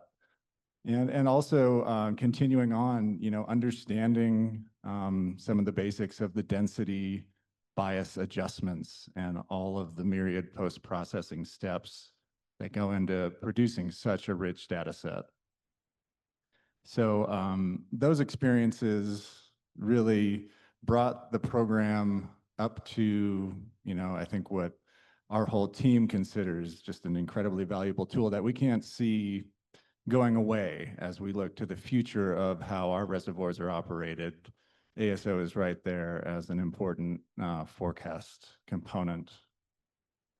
Some of the exciting developments my colleague Reggie talked about, ingestion of airborne snow observatory, snow water equivalent into a physically based model. And that work is still in development, but we are actively pushing that forward. And in our eyes, that really is the future of ASO for Hetch Hetchy Water and Power. And then to continue with the futures of ASO for our needs, that boils down to a warming climate that we face. And we expect droughts to be more severe. So I think that really speaks to the utility of accurately characterizing high elevation snow above our monitoring stations and understanding large sublimation events, and also using ASO for flood operations, which we expect to be more severe under a warming climate as well. Some of the exciting stuff that we've seen, that we saw in 2023 with relation to the flood management, was characterizing the snowpack, giving us estimations of cold content, understanding the vulnerability of the snowpack to rain on snow, and all of that. So I will leave it at that. I'd love to. Hello, everyone again. ASO has been flying in the San Joaquin since 2017. I think I've mentioned before, 2025 was our 9th year of having flights. I think it's transitioned a little bit from really reclamation and our river restoration program sponsoring and piloting the program, and then how it's evolved with DWR and Friant's local investment also in flights and modeling. Preaching to the choir, but it's a tool that is essential to our management and the future of water management for the Friant division. 70% of our runoff is snow driven. And I think we all like to say that our basin is the hardest basin to forecast on. But the San Joaquin has its own unique challenges. Like I mentioned before, we have a relatively small reservoir, 1/3 of the size of our annual runoff. Elevations range from 500 to 14,000 feet. We have 2 canals that depend on that water supply that have a complicated contract structure and dynamic.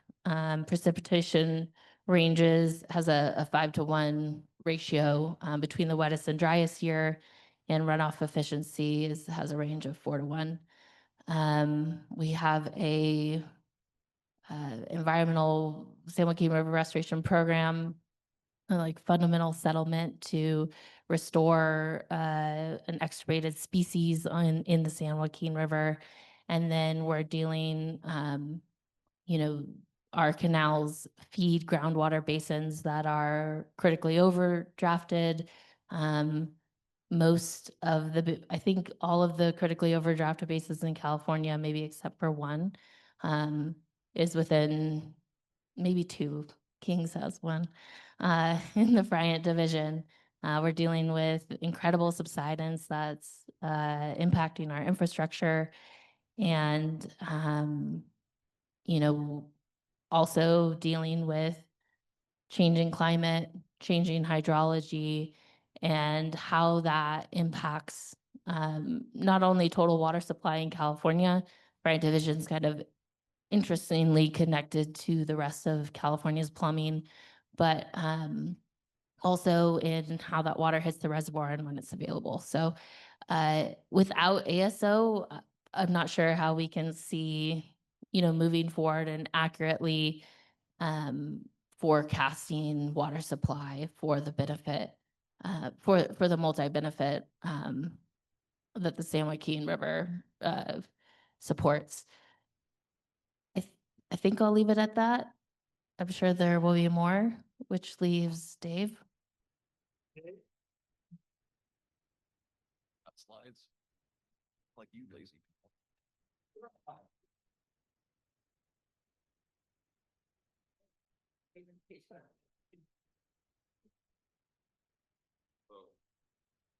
Well, while they're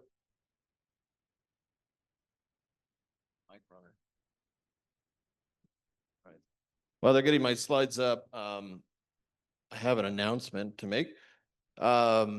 In one of our groups at DWR, I'm with the California Department of Water Resources. We have 2 water resource engineering vacancies that are, I think the applications are good through the 12th, right? So they're in our reservoir coordinated operations section.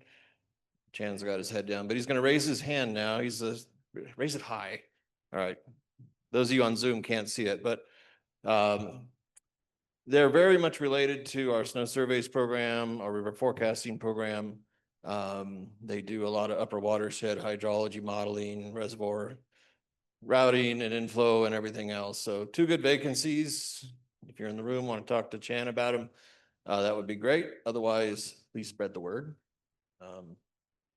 And also, I want to thank the construction crew who's been backing their construction truck up nonstop since 10 o'clock this morning. I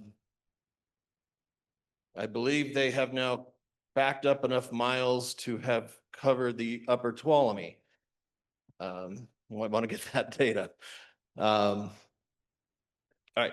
A few more quick acknowledgements here. I think we all come to conferences for a lot of good reasons, networking, hear from others, not work. But within 10 minutes, Tom gave me an assignment this morning, fly the Kings because of fire. Yeah, thanks, Tom. And then after lunch, Kaitlyn makes me work to figure out how to do a reservoir operations. So I'm debating my attendance next year. Anyway, the last thing I'll say is there's been, Wes was very gracious in his comments and acknowledging me, and, the comments here earlier about eliciting change. And, change only happens, at least for our program in California, first of all, acknowledging my team at DWR. I mean, they're the ones who have these ideas. They're pushing for innovation. They're talking about it. I appreciate the structure we have, that it's an open conversation. I just hear it. It takes me 3 months to figure out what they're saying. And then, we try to champion it. But we're blessed here in California because of our cooperative snow surveys program, which has a very long history. And at the core of that history is that it's not DWR and everybody else. We are a cooperative network. We really do listen to each other.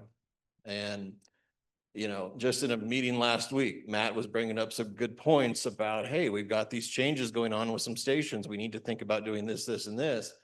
And it wasn't accusatory. It wasn't how stupid of you. It was, how do we do this together? And so, the folks on this panel, a lot of the people in this room, you're helping drive that change. It's not just me. I just provide a voice. Also, a really well-named panel for Upper Watershed. We have a Forrester, a Meadow, and a Duncan. All just great hydrology terms. So, all right. The less geeky but equally important and debatably cool uses of ASO data. Hopefully that does it. Okay, sorry, lots of words, but I'm not going to talk about model results. I'm just going to talk about the fact that there has to be a voice to champion this stuff, and there has to be a voice that, whether some people want to believe it or not, the hydrology, the climate, everything under our feet is changing at such a rapid pace. The tools are trying to keep up with that. And it's complex. You've heard it. It's complex. The hardest working watershed, all of you have it. It's complex. It's hard to keep up with this change, let alone try to then communicate it in a severe moment of need. A flood, a drought, which we're what, 6 years apart, 7 years apart? Career high and low. I mean, come on.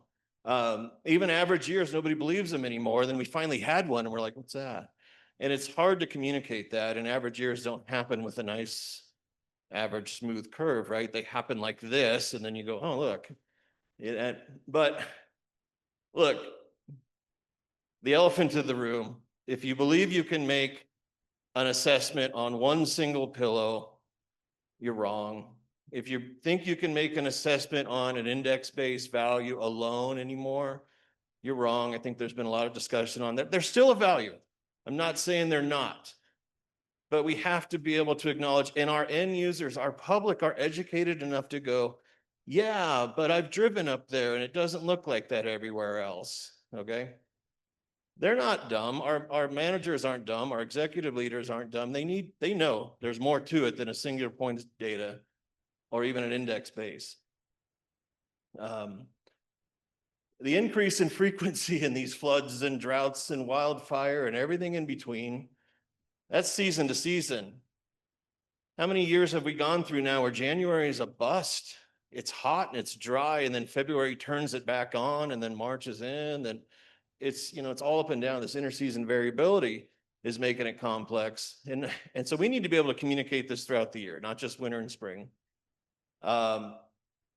So my department, and you've heard it from a lot of others, we're having to rely on a more diverse set of data, tools, models that we can then communicate up to people who don't use diverse sets of models and tools and complex things. What we've gotten out of our ASO program is providing that. All right, enough words. When we have to be able to communicate with confidence how much snowmelt volumes coming down, when is it coming down, when are those peak dates? There was a lot of presentations on when was the peak. Here's what the pillow said. Here's what ASO said. That's great in hindsight. In 2023, they're asking that every couple hours during a major flood. Okay. We can start to get that out of these products with some confidence. The biggest question in 2023 come April 1 was, it's all going to melt off right now, right? We're all going to die. And of course it wasn't. And you can point at the weather forecast, but we could point at cold content plots now out of the ice snowball model and say, look, I don't know if the sun's going to get any closer to the earth in the next couple of days, but that takes a lot of energy to melt that snow. And we can communicate it at that level and point to a plot and say, this is what that plot's saying. And it brings those emergency managers, those downstream communities, a little bit of breathing space because they're already flooding and they're seeing doom above them. You know, a big thing when we get into floods now is where's all that water going to go when the levee's already broken or breaking or whatever else? You know, we have teams that are working really hard on trying to understand flood inundation. And it's complicated because they understand the hydrology is all changing. All right, they're not building the model right there. But they were taking, this is 2023 in the Tulare Lake Basin. That's our director, Carla. They were taking a map that was provided through our group in the Flood Operations Center and being able to show to locals that this is based on the current models, how far we think that flood's going to go in the Tulare Lake Basin. I mean, it at least gives those people right behind them a little bit of confidence to go, okay, so you're saying there's a chance our community is going to be okay. Well, that all starts at the top of the hill with our data products, right? When we're in the thick of flood emergency response, we can see these storms coming out. You know, especially really appreciate the work that CW3E does on that. The AR forecasts, okay, we have some confidence 5 to 10 days out. Well, these ARs, a series of ARs is going to come in. They're going to land about in these watersheds and everything else. Okay. All right, we can start to pre-deploy some resources in places. The great thing about weather forecasts is it gives you a chance to plan ahead. But what does it matter if we don't verify that it actually happened? So, you know, our ASO program, our other in situ measurements is a way of saying, yeah, that AR came through and it actually did dump what you thought it was going to in terms of water, rain, whatever, or it did not. And that's a feedback loop that's important for the climate modelers, right? That's a really hard job of what they're doing. That information with confidence can get down to our emergency responders and say, you need to start getting people and resources into these areas. It's going to happen. I mentioned the timing of runoff, an estimate of the volume, knowing how much water exists in the blind spots. We don't have courses and pillows everywhere. We can see on a map pretty clearly where the snow is, where it isn't. And then this really cool patriotic looking plot over here on the right. It's harder to see, but all the black dots are where the in situ measurements are and where they aren't. And there's been a lot of talk about that bias of, well, if you're just looking at pillows or courses versus having a more complete picture of the watershed. So it's filling in those blind spots. Again, why am I bringing this up? Because I can communicate that pretty easily on graphics like this. Hey, yeah, we got ASO. It's showing us in these areas, there's more snow, there's less snow, whatever. This snow is going to melt. That snow is not going to melt anytime soon. In drought years, how much, I'm going to repeat what Hetchy already showed, but you know, how much is actually up there? The pillows are drying out. Everybody's saying it's the end of the world for snow this year, but actually there's a little bit still up there, and that comes into our forecasts and others with confidence like, okay, somewhere between the 99 and the 90 that we at least have that volume. Okay, I'm communicating this up the chain through executive. Are we just out of luck? Is this going to be the lowest year ever? What's the runoff going to be like? Well, we've got this intel that says, believe it or not, there's still some snow up there. Some of it has to make its way down. So, you know, it's going to come in at this range. We're fairly confident with that. Easy to communicate that, especially with the graphics. Again, where the snow is, it's there. or where it's not. Really important stuff. That's a very historic flight that ASO did for us. It's the first ever flight in the Feather River Basin back in 2022. Previous year, 2021, we had a lot of error in our forecasts. There was a lot of error in lots of forecasts. There was a false sense that there was more snow in the watershed in 2021 than there really was.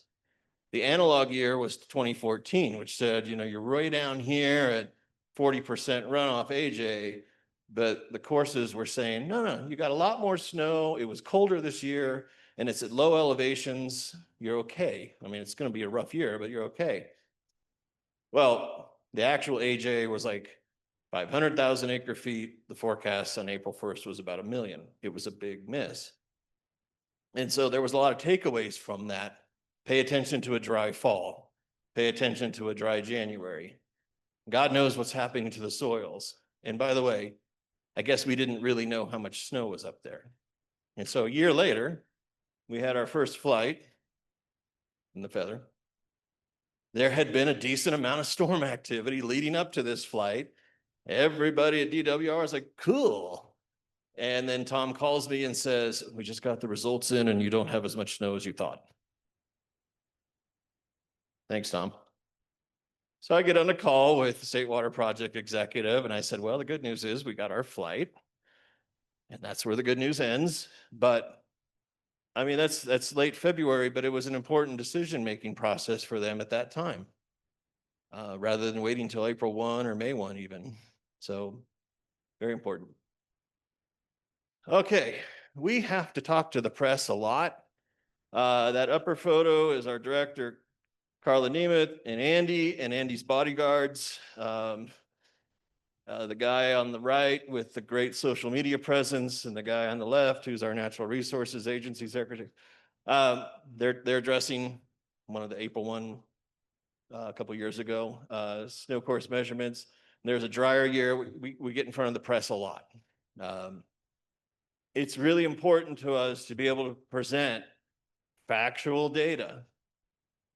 And how can we do that to the press, who is our way to get out to the public, is show them graphics, show them images that is factual. It's based on the data we've collected, but again, it's easy for them to understand. I mean, a cool 3D rendering of the watershed of where there's snow and when there's not. It's just, my point is there's a lot of graphics through ASO or even to our team in Snow Tracks that's coming out of this that is making it so easy to be able to communicate this, which builds trust in our ability to tell them what hydrologic conditions are out there. Public meetings, we have to do those. We're a public agency. We have to be accountable. You know, they do happen. This wasn't one of ours. I don't know which one that was. I couldn't find a photo of one of ours, but I did place an ASO report in that lady's hands, and I put a Snow Tracks plot up on the screen. You know, we don't necessarily hand out these great reports that we get from the ASO and M3 Works teams, but again, we can take from it and we can provide that. And again, it's, oh, cool. Look at, I mean, there's a lot of good stuff in there if you want to read through it. And then there's this. This is what we're facing very soon. This is California Senate Bill 224, which is in the process of being enacted. It's basically telling us we should improve our forecast, and we should do that by 2027. Now, great. Thank you, Hurtado, for telling us what we've been doing for a while now. I'm actually really glad this is happening. So they're going to put into state law that we should be investing in improving our forecasts. So I hope that they invest in us improving our forecasts. And a great timeline. I just want to know, do I get credit for everything before 2027? Because there's a lot happening right now. But politics be what they may. We already have a lot of stuff in the water code of what we should do and how we should do it, and we do it great. We already do this, but they want to pass a state law, fair enough. I think it's going to give us another leverage to say, here's all these graphics, here's all these reports, here's all the people that use it, here's us using it, here's the evidence that it works. And now we got a state law, so show me the money, right? We need that investment.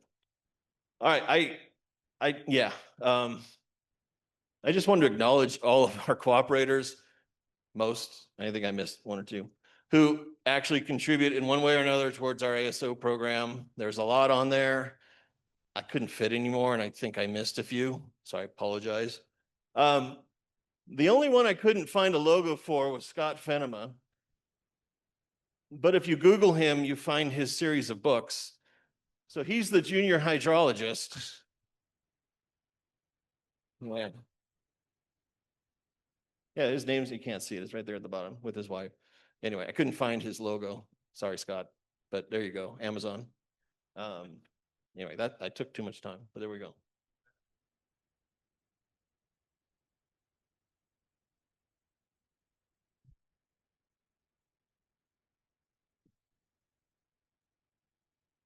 Thank you, Dave. As I was trying to prepare for this, the one word that I wanted to get out there and I couldn't quantify it, and he did, was confidence. That to me is what you all are doing, is confidence. In 1997, when we had opened the spillway gates at Don Pedro, I was calculating the numbers and there was no confidence. 2005, nobody knows this, but I thought we'd lost the reservoir for a week and a half. There was no confidence. So that's what you guys are doing, is confidence. You can laugh at that, but when you need it right then. Working relationships. I kind of alluded to it with Dave. I remember a time when there wasn't really these working relationships, this discussion. Everybody had their arms around their R-squared equations and their funnel diagrams, and that's my stuff. And you tend to your business, I'll tend to mine. There wasn't this open discussion. And for me, I kind of laugh at this interaction we're having here. This to me is the true value of ASO. If Dr. Painter wants to argue with that, please do. This right here, to me, sums it up. I couldn't do a better job. This is what we're doing. This is what it's about. And I can assure you my perspective has changed drastically. So with that, let's get on to some questions. We got about 6 of them, and then I want to open it up to the audience. ASO has effectively become part of the state of California's water infrastructure. What benefits have you seen from the growth of the program and the engagement of partner agencies? And my own biasness here, I'd like you to introduce the word confidence in the discussion.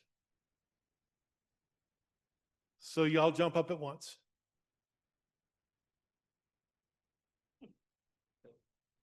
Okay, ASO has effectively become part of the state of California's water infrastructure. I think that's very important, that statement right there. And I hate to be insulting, but it's kind of like, you can come up with anything, but the highway patrol, you don't see some discussion out there with not buying new tires for a highway patrol car or replacing the oil when it needs to be changed. To me, ASO is, these tools are a part of this infrastructure. What benefits have you seen from the growth of the program and the engagement of partner agencies? I'll start. The Friant division is, I think a lot of people think, is isolated. We have these canals on the east side of the San Joaquin Valley, but because of agreements that were made back in the 1930s to obtain our water rights on the San Joaquin River, we're actually uniquely connected to operations in the Delta and on the west side of the San Joaquin Valley. So we depend on south of Delta exports and management of Shasta Reservoir. So I think really, you know, when we can talk about ASO all day in the Friant division, but we also look at the forecast and what ASO is doing in the Feather, in the American, you know, and how that impacts the rest of the Central Valley Project reservoirs, specifically Shasta Reservoir and what Shasta is less snow driven, but specifically storage there. So the expansion of ASO, you know, I think all of us have talked about, I think actually we've probably flown ASO. We're maybe the youngest up here, but by adding additional basins to the ARSS program or just, you know, ASO's reach, it really benefits the whole state. It benefits Friant. And even adding our local tributaries like Kaweah, having it on the Kern, you know, every additional basin, we really wanted in the Tule too. Every additional basin is a benefit for better managing California water, better operating our reservoirs, our the joint state water project, the joint Central Valley project, and making sure that our water supplies in California are managed safely for public safety, but also to maximize water supply for environmental and you know, agricultural domestic uses.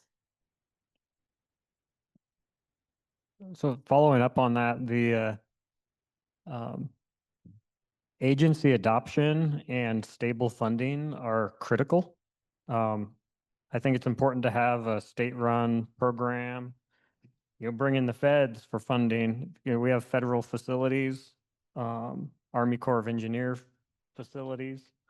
There's state facilities, and then there's local stuff. And it's really to meet the needs for the entire state. You know, flood control and water supply, and environmental issues are all kind of come to the top of the list. But beyond all of that, there's a whole group of other potential data users that can be expanded on as the data become more accessible and consistent. I'm thinking like Caltrans, like what are they going to be doing for road openings? How's land management going to happen? We got national parks and Forest Service operations that could use this stuff. Not only that, but then just all of this data is completely new and at a scale that is beyond what we could have thought about 10 or 15 years ago for the scientific community. And then what does that give us for the next tool for water management? So it's like second tier users like that we haven't even thought of that aren't even in this room. Fire impact monitoring, all that kind of goes along with it. But it takes that consistency and then that confidence in the water management side and, you know, a program that's going to be there year in, year out to let these agencies collaborate and build systems. I think for me, just kind of reflecting back through some different flood events. So in 2017, we had a pretty high water snowmelt event, especially in the central and southern Sierra. And I specifically remember being parts of conversations, you know, between us, the Army Corps, the RFC, I think maybe Reclamation was in that. And it wasn't accusatory, but the heart of the question was, which of these forecasts is right? Which even at that time, it kind of struck me like, why are we debating that? They're all wrong, right? They're forecasts. So why aren't we trying to understand what we don't know? By the time we got to 2017, it's pretty well known that that was the Oroville spillway year. There wasn't as much debate on which forecast is right. So we felt like we had won that battle, you know, that there's value in the RFC forecast, there's value in DWR's forecast. Let's not pit them against each other. Let's talk about what we're seeing that's similar and let's talk about what we're seeing that's different. And somewhere in there is water managers, which is Kaitlyn's problem. But in hindsight, they didn't quite understand what we were telling them, right? And you know, the Oroville incident's a very big example of that, and it's not pointing fingers at anybody, but you know, I've told people in my office, like, I mean, we thought we had to set the parking lot on fire to get attention that this thing was bearing down on them. And it's not their fault. They just didn't understand what the forecasts were trying to tell them. So that's something we learned from. 2023, we didn't have those problems. They understood what we were trying to tell them. We could point to the data. We could show them with confidence, this is what you're going to have happening, and this is what you're not. You're not going to have it all melt off right away, but the Tulare Lake Basin woke a lot of people up. And, Tulare Lake Basin happened early in the calendar year, and everybody was focused on that. And when we started saying like, yeah, this is just starting, all that snow is still sitting up there. The AR is what caused the flooding in the lake basin, but the snow's all sitting up there at 300% of average. And I feel like we didn't have that challenge in 2023. So I think the confidence built between those benchmarks. Mr. Forrester, you want to go to the next question? Otherwise, sure. With your perspective on the evolution of the ASO program, in what operational situation does the ASO data foster greater decision-making confidence or enable more flexibility?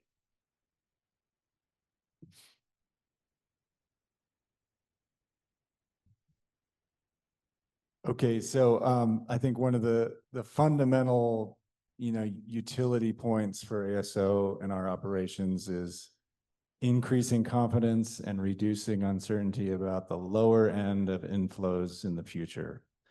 So we all know that future meteorology is vast and tumultuous, and that hemming in at the bottom, the floor of the future inflows is just one of the most valuable points for us.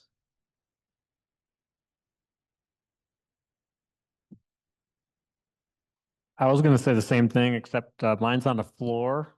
Mine's a bookend on that low end.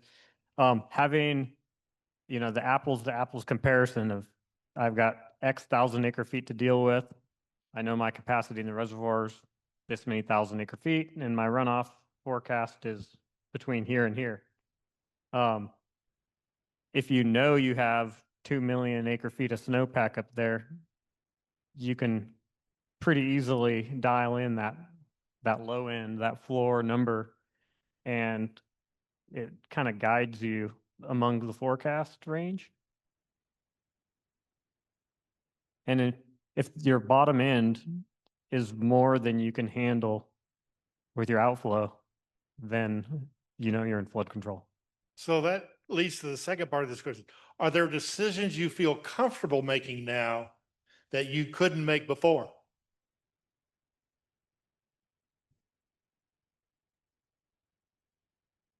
Yeah, so a good example was this most recent water year, a similarly average water year to water year 2024, but with the benefit of our experience in 2024, as well as the ASO products, that allowed us to essentially carry the reservoir at a higher storage position that we would typically feel comfortable with otherwise, and led to things going really smoothly as far as ticking off the various reservoir management objectives that were on our list for the year. I think, Wes, one way I'd answer that is I'm more comfortable knowing that I have another tool at my disposal when I'm not sure what way to pivot next. I used 2023. We couldn't get the plane off the ground because it kept snowing and raining. Heaven forbid it does that in the winter. But we got to a point where, it was well chronicled. We had snow pillows and everything that were completely buried. We were blind, and we finally had one day to fly. And ASO called me and said, we've got one weather window. It's like tomorrow, and it's over the Tuolumne. Fly. Was it going to benefit the Tuolumne at that moment? No, but we had nothing. And it's a different twist on what you're asking, but it's like I had a tool I could use. Whereas before, I would have been like, well, I guess we got to wait till these pillows like magically come back to life or something. So you used a few words that kind of resonate with me. Let me say it a little differently. Were you ever in a situation where you were locked up institutionally because you didn't have confidence in what was going on? In other words, everybody just shut down and you couldn't make a decision?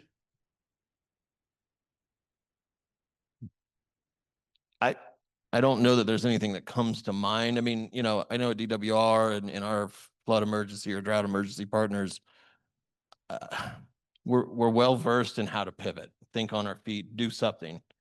It's just, I guess the point you're getting at is we're starting to run out of options because there's no information. And so now you're going on historical trends or this or that may not actually make a lick of difference to what's about to happen. That's where you can't get rid of all this institutional knowledge. I mean, it allows you to do something. I haven't been locked up yet, maybe in the future, but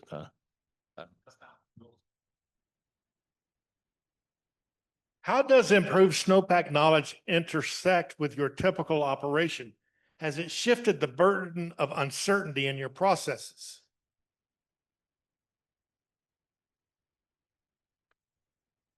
I think the process is it's a shift in time. It's giving if you know what you have on your absolute minimum, then you can make your decision to move water earlier if you have to. Because we saw John's slide, they're going to move some water. But as water managers, do we have the information in hand to feel confident that that's the right decision? And I think ASO and whatever, you know, comes next, adding all of the modeling, runoff modeling that's beyond the statistics is really going to help build that confidence and allow us to shift in time when we need to. So I got to ask, with the tools that I had 30 years ago, basically a slide rule, Hewlett-Packard 45 calculator, 41C calculator, and a Macintosh with a 68,000 processor. How does that figure? To me, we're squabbling over small incremental differences. So I never had the luxury of a Macintosh, but I had a turbo button. So you're definitely going to need that turbo button. Wes also had Napster.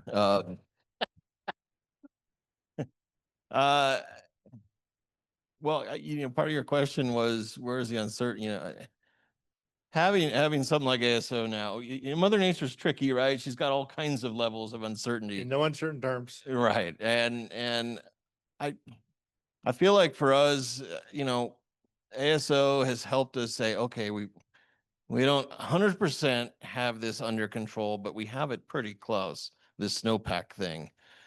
When you have limited resources and ability to tackle all these different uncertainties, and you can kind of nail one of them down a little bit, from a resourcing perspective, it allows you to start all right, well, there's this soil moisture question. There's this near-term weather uncertainty. There's this subseasonal weather uncertainty. There's fires, Garnet Fire, I got it. Uncertainty, you know, there's a laundry list of uncertainties still to tackle. And I guess my point is, yes, it's helped even in that regard because we only have so many people and so many resources to start going at this. And all of those are really tricky. And to have some confidence to say, I think we've got this one okay. I mean, we still need to grow the program and figure a few things out.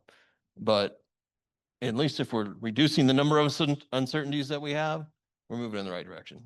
So I want to pour gasoline on that, not water. The error, looking back, and I vaguely remember the numbers, say on a 2 million acre foot runoff, you're looking at plus or minus 250,000, plus or minus one standard deviation. And that was a good day. And now we're talking about 20, 30,000 acre feet difference from actual to what was forecasted. That is staggering and opens up a whole new possibility and a whole bunch of things, does it not? I think I'm talking past you, but Is this working? Okay. I'm going to answer your question, but it might be answering a different question because maybe, yeah. Okay. So I think that this certainty, right? We want to build, increase confidence, reduce uncertainty. And how I see it, even in just the 3 years that I've been with Friant, is, you know, my board is made up of farmers, and they are risk adverse. And I think with ASO and with the models we have and building relationships and helping our directors build understanding of these products that are that come out of it, they're starting to maybe become just a little bit less risk adverse. And you know, in our operations, there's a little bit of a game of chicken of, because we depend on the canals to evacuate our reservoir, of like, who, yes, reclamation needs to make an allocation, but you guys got to move the water. You got to, you know, you got to walk the talk also. And so you're starting to see that because this data is, we put it out there, it's publicly available, you know, they understand it and they can start saying, the snow's there. Okay, we can take this, you know, we can make this risk knowing and having certainty that the snow is there. Maybe it's not going to come off the mountain right when we think it is, but the water is there to use. And so they're starting to make decisions, and it's decisions that means they're not turning on. I touched on this earlier, but just to put it in context, I think most people are aware of the Sustainable Groundwater Management Act. We have our canal is 152 miles long. 33 miles of it have sunk, just like in the last 5 years, either a foot to 3 feet. And when you have a 152-mile canal that depends on a half a foot incremental drop over for the full 152, a half a foot drop per mile over the 152 miles, when you sink the middle section of it by 1 to 3 feet, the canal doesn't work anymore. And so what we did was we built a new canal right next to it. We call it the Parallel Canal, 10 miles of parallel canals, $300 million project. That's just phase 1 of the project. Phase 2 of the project to build out the other 20 miles is another $300+ million, right? And so when we're talking about not turning on pumps, like, yeah, you can think of like a mass balance of surface water to groundwater. Like, that's not what we're talking about.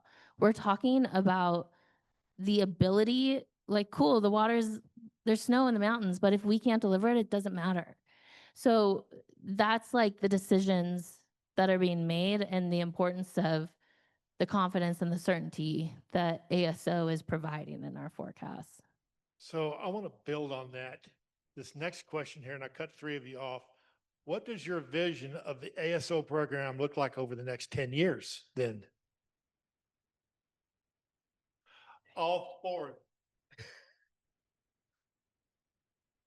I mean, we'd like more flights. Like I said, please, Dave.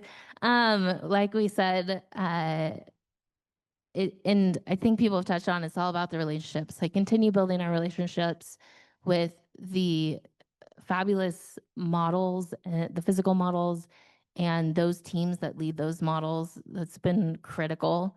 Continuing to build funding and figure out funding and resources to have more flights, to continue to just get that, to narrow that confidence interval for us. And then, you know, continue to convey out that not only to our water users, right, and to help support our infrastructure, but all the downstream other agencies that maybe they know, maybe they don't know, that also depend on this data. I think just having it become common knowledge. Love it to be a kitchen table acronym. Yeah, I guess I'll just circle back to the previous question and get at one of the fundamental things for us is the inherent tension between ensuring adequate water supply and operating dams safely. And ASO's high accuracy product really delivers an important punctuation mark on our assessment of hydrologic conditions that go into any sort of decision support and big decision made along those lines. One of the things that has been brought on is, when the ASO first started flying, all right, here's your flight report. You've got this much snow up there. Go use it. Now we have the ice snowball model. So we're physically based model that's connecting those dots with ASO flights. So every day, like watching the stock market crash in your 401ks, you could go and check your water balance every day. And then now the addition of a ASO informed and ice snowball informed runoff model currently at a seasonal level, but I allocate water daily. So if you're going to tell me I'm a 70% year, here's your volume, how it gets allocated out depends on, is it going to come off in one day or over the course of 3 months? So really pushing towards that short-term forecast and also just a daily forecast of flows. So we have a seamless product from snow surveys, weather stations, ASO, all the modeling that goes into it. ASO is the big check on all of those models because you got her models in, models out without a check. Where are you at? But then getting it into the water manager's hands, here's your daily runoff forecast, and have confidence in it is pretty powerful. And I'm hoping we'll be there in the next couple of years, but maybe 10 years. Yeah, I mean, obviously it's a resourcing question, so, ignoring that for the moment. For those who aren't as familiar with our program, we scoped out what we think is the full program in California. And that's 18 watersheds that the department is responsible for producing water supply forecasts within our Bolton 120.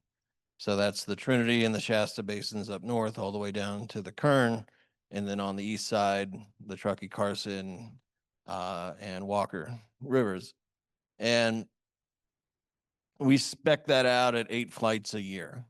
There was a really great debate a couple years ago between, you got to have 10 flights, you got to have 6 flights, the 10 flight thing, I think some people still want to argue for that. I just said, well, we have yet to successfully get up 6 flights in a really heavy winter, so let's park it at 8. I didn't do any study on that. I just took the average between 6 and 10 and called it good. But what does 8 flights look like if we can get there? And here's why I think it's an important thing to consider. You need an early flight. Whether that's December or January, we need an early flight because we need to get the ice snowball model informed as soon as we can. That's what sets in motion all those domino pieces, that we get these reports that are informed by the ice snowball model. We can have WRF hydro informed by all that.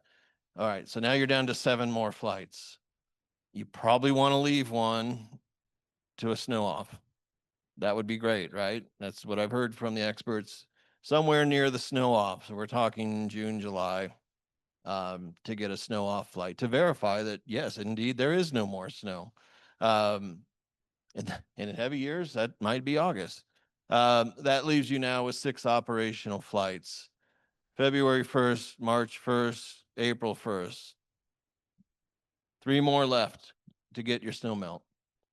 So 8 flights may sound like a lot when we're mentioning this to legislators that we need funding for, but when you break it down by that, it's probably about the bare minimum. So yeah, I guess you can get 10. Yeah. All right. You might want to have a contingency flight in a dry year. Let's not, what Stephen was asking for. The reason why we couldn't carry Stephen's flight over this year is we're actually at the end of our contract. So we couldn't carry it over to next year because we got to get a new contract in place. But otherwise, we could. So in a year that might be drier, you might want to carry a flight over because you don't know what next year is, or how much of your watershed's burning right now? Oh, it's a small percentage, but a large area. Large area, to do a new snow-free flight, right? So we need to have that. And what I'm getting at is, I'm hoping within 10 years we can reach that. But also hearing all of what they're saying and what they need operationally, we need to be build towards more than just the AJ runoff into. And the last thing I'll say on that is, this is part of a bigger piece for DWR, a big operational toolbox that we've scoped out in terms of building out these climate models and weather models, and building out the observation network, both in situ and remote sensing, and then the decision support part. And we need all of those. It's an important part of a toolbox because they all need to be informing each other, and therefore we can communicate these things better out to where we need to. Last question, and I want to capitalize on what you just said. And this question is to go back, say, 50, 60 years. What operational challenges are your agencies facing currently that were a non or lesser issue when your infrastructure or water allocations were developed? And I'm suggesting the water allocations that were designed 50, 60 years ago. We're going to build this project for this water allocation. Give a couple examples here. When Don Pedro was built, it was 1 in 82 flood control protection. The Corps came back in and said after 1997, it's actually 1 in 12. In June of 1988, there were 2 issues in California. The first is the price of pizza. The second issue is that we've never had more than 2 dry years in a row. Obviously, that was a bald-faced lie, but I'm sorry, that's what was being said. That was in 88, so we were in a 6-year drought. They didn't know it at the time. 2012 through 15, I don't know about the rest of everybody else, but on the Tuolumne, we beat the previous 4-year record by 19%. The previous record was a 1 in 1,000 year event. So if that's 1 in 1,000 and we beat that by 19%, the tails just moved out, right? I'm not a statistician, so I'm going to make this up to see what sticks, and I'm still looking for an answer. So is that a 1 in 3,000, 1 in 5,000 year event? So we're having these non or lesser issues. If you had brought that up in the 70s, you'd have been laughed at because we haven't seen that kind of hydrology. Well, you are now. So with that, I'll stop. Comment, please. So, a year or so ago, we had something called like a ridiculously average year up and down the state, or everyone was saying average. For Pine Flat for runoff that now goes behind Pine Flat, the average is a flat line in our historical record from 1895 till now. But we set a new high end in 2023 and a new low end in 2015. Our infrastructure hasn't been modified since it was built. So all of us are dealing with aging infrastructure, but we're setting new extremes. And the time between, say, a dry and a wet is getting narrower. So even if my average is staying the same, there's a whole heck of a lot to deal with.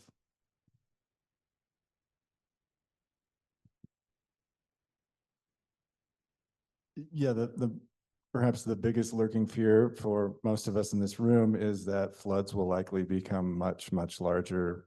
Potential maximum floods will be larger than the facilities were designed for, et cetera. So increasing knowledge of the state of the snowpack throughout those sorts of events will be incredibly valuable when they do occur.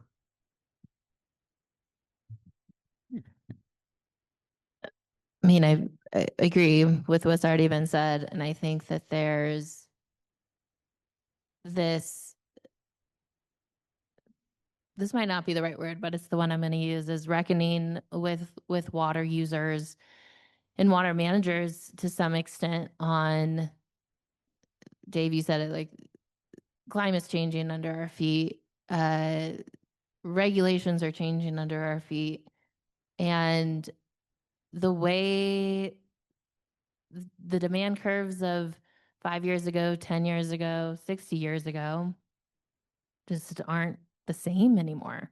You know, when the water is hitting the reservoir isn't the same anymore. And I think that we're just trying to catch up with what are the trends, and like our extremes are getting more extreme, and okay, our average is staying the same, but that doesn't really help when you're managing a 2023 year or a multi-year drought and can't pump any water from, like, you don't have any other supply. So I think that, you know, the Friant division was designed as a conjunctive use facility. There's this tiered contract system based on supply reliability, and it's just like it's working. People are making it work because they've diversified their portfolios, but it's also not like we're on a learning curve on how we're going to adapt as quickly as everything else is changing. Do you think it's going to be cheaper to fund this group for the science and engineering, or to build more reservoir projects?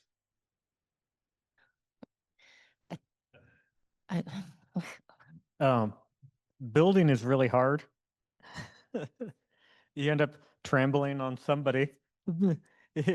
But even beyond, say, adding more flood capacity to a reservoir, building a new reservoir, which in California is going to be very hard. If I want to just build a new sensor or put a new snow course in, for the most part, I can't. Most of my snow-dominated watershed is wilderness or national park. We can maintain sensors. I think we've been working for about a decade or 2 decades on just replacing some sensors, so that takes time. But I can't add new sites. So if I need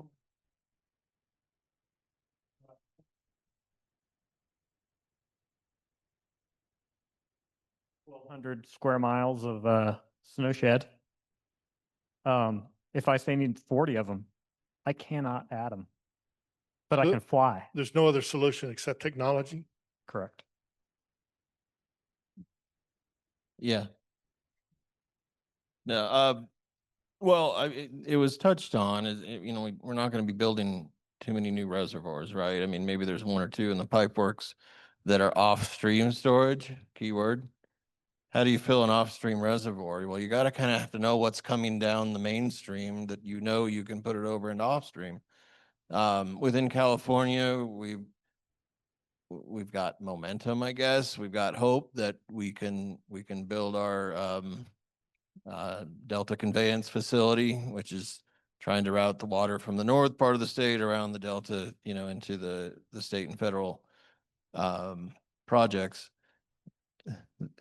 That the only way that facility works, it takes water just south of Sacramento off the Sacramento River, is opportunistic when there's high water at Freeport on the Sacramento River. Well, how do we know if there's going to be high water on the Sacramento River at Freeport? I'm guessing you have to know how much rain and snow you're having up in the upper watersheds to give confidence in a forecast to then know how to operate that. It's not like there's going to be somebody standing there looking at the stream gauge and going, oh, close it, open it. You know, it's a forecast. Managed aquifer recharge is another non-structural solution. Flood mar. How do we do that? We got to have a forecast that we know that there's water coming down the system. I'll figure out, somebody else can figure out how to pump it into these recharge areas. But, well, we only have confidence in these forecasts if we know the data, we have confidence in the data, right? So the non-structural solutions are all coming right back to this group and this science and this information that we need it. We need it better. So I'm getting kicked out. You guys are up. Questions and answers from the audience, please. You got a fine group here. Sorry to steal your mic. Scott McGettigan with the state of Utah. I'm just curious, maybe this question will be an easy answer, maybe it'll be difficult, but in Utah, we're dealing with a lot of considerations about how waters become valuable in another way in terms of being leased and used for other purposes. And I'm curious if in any of your service areas that you have leasing occurring, water leasing, and how it may be impacted by ASO informed forecasts and because we've heard a lot about how reservoir operations are a big part of how that plays into things, but I'm just curious if leasing has been impacted by that. And maybe you have no leasing and that's an easy answer, but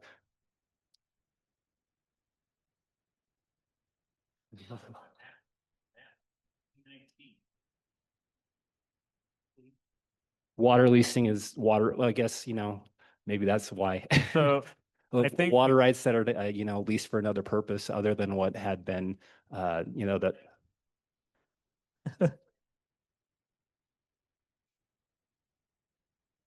Yeah, usually either it's putting there's an opportunity for a buyer and a seller for a water right for another purpose, whether it's an in-stream flow or to send to a drying lake in the state of Utah. But Okay, I think this might be the most similar situation for the San Joaquin River Restoration Program. We release water out of the dam for in-stream purposes to benefit the fish. And in different times of the year, there's a whole restoration flow guidelines and settlement that tells us how we have to do that.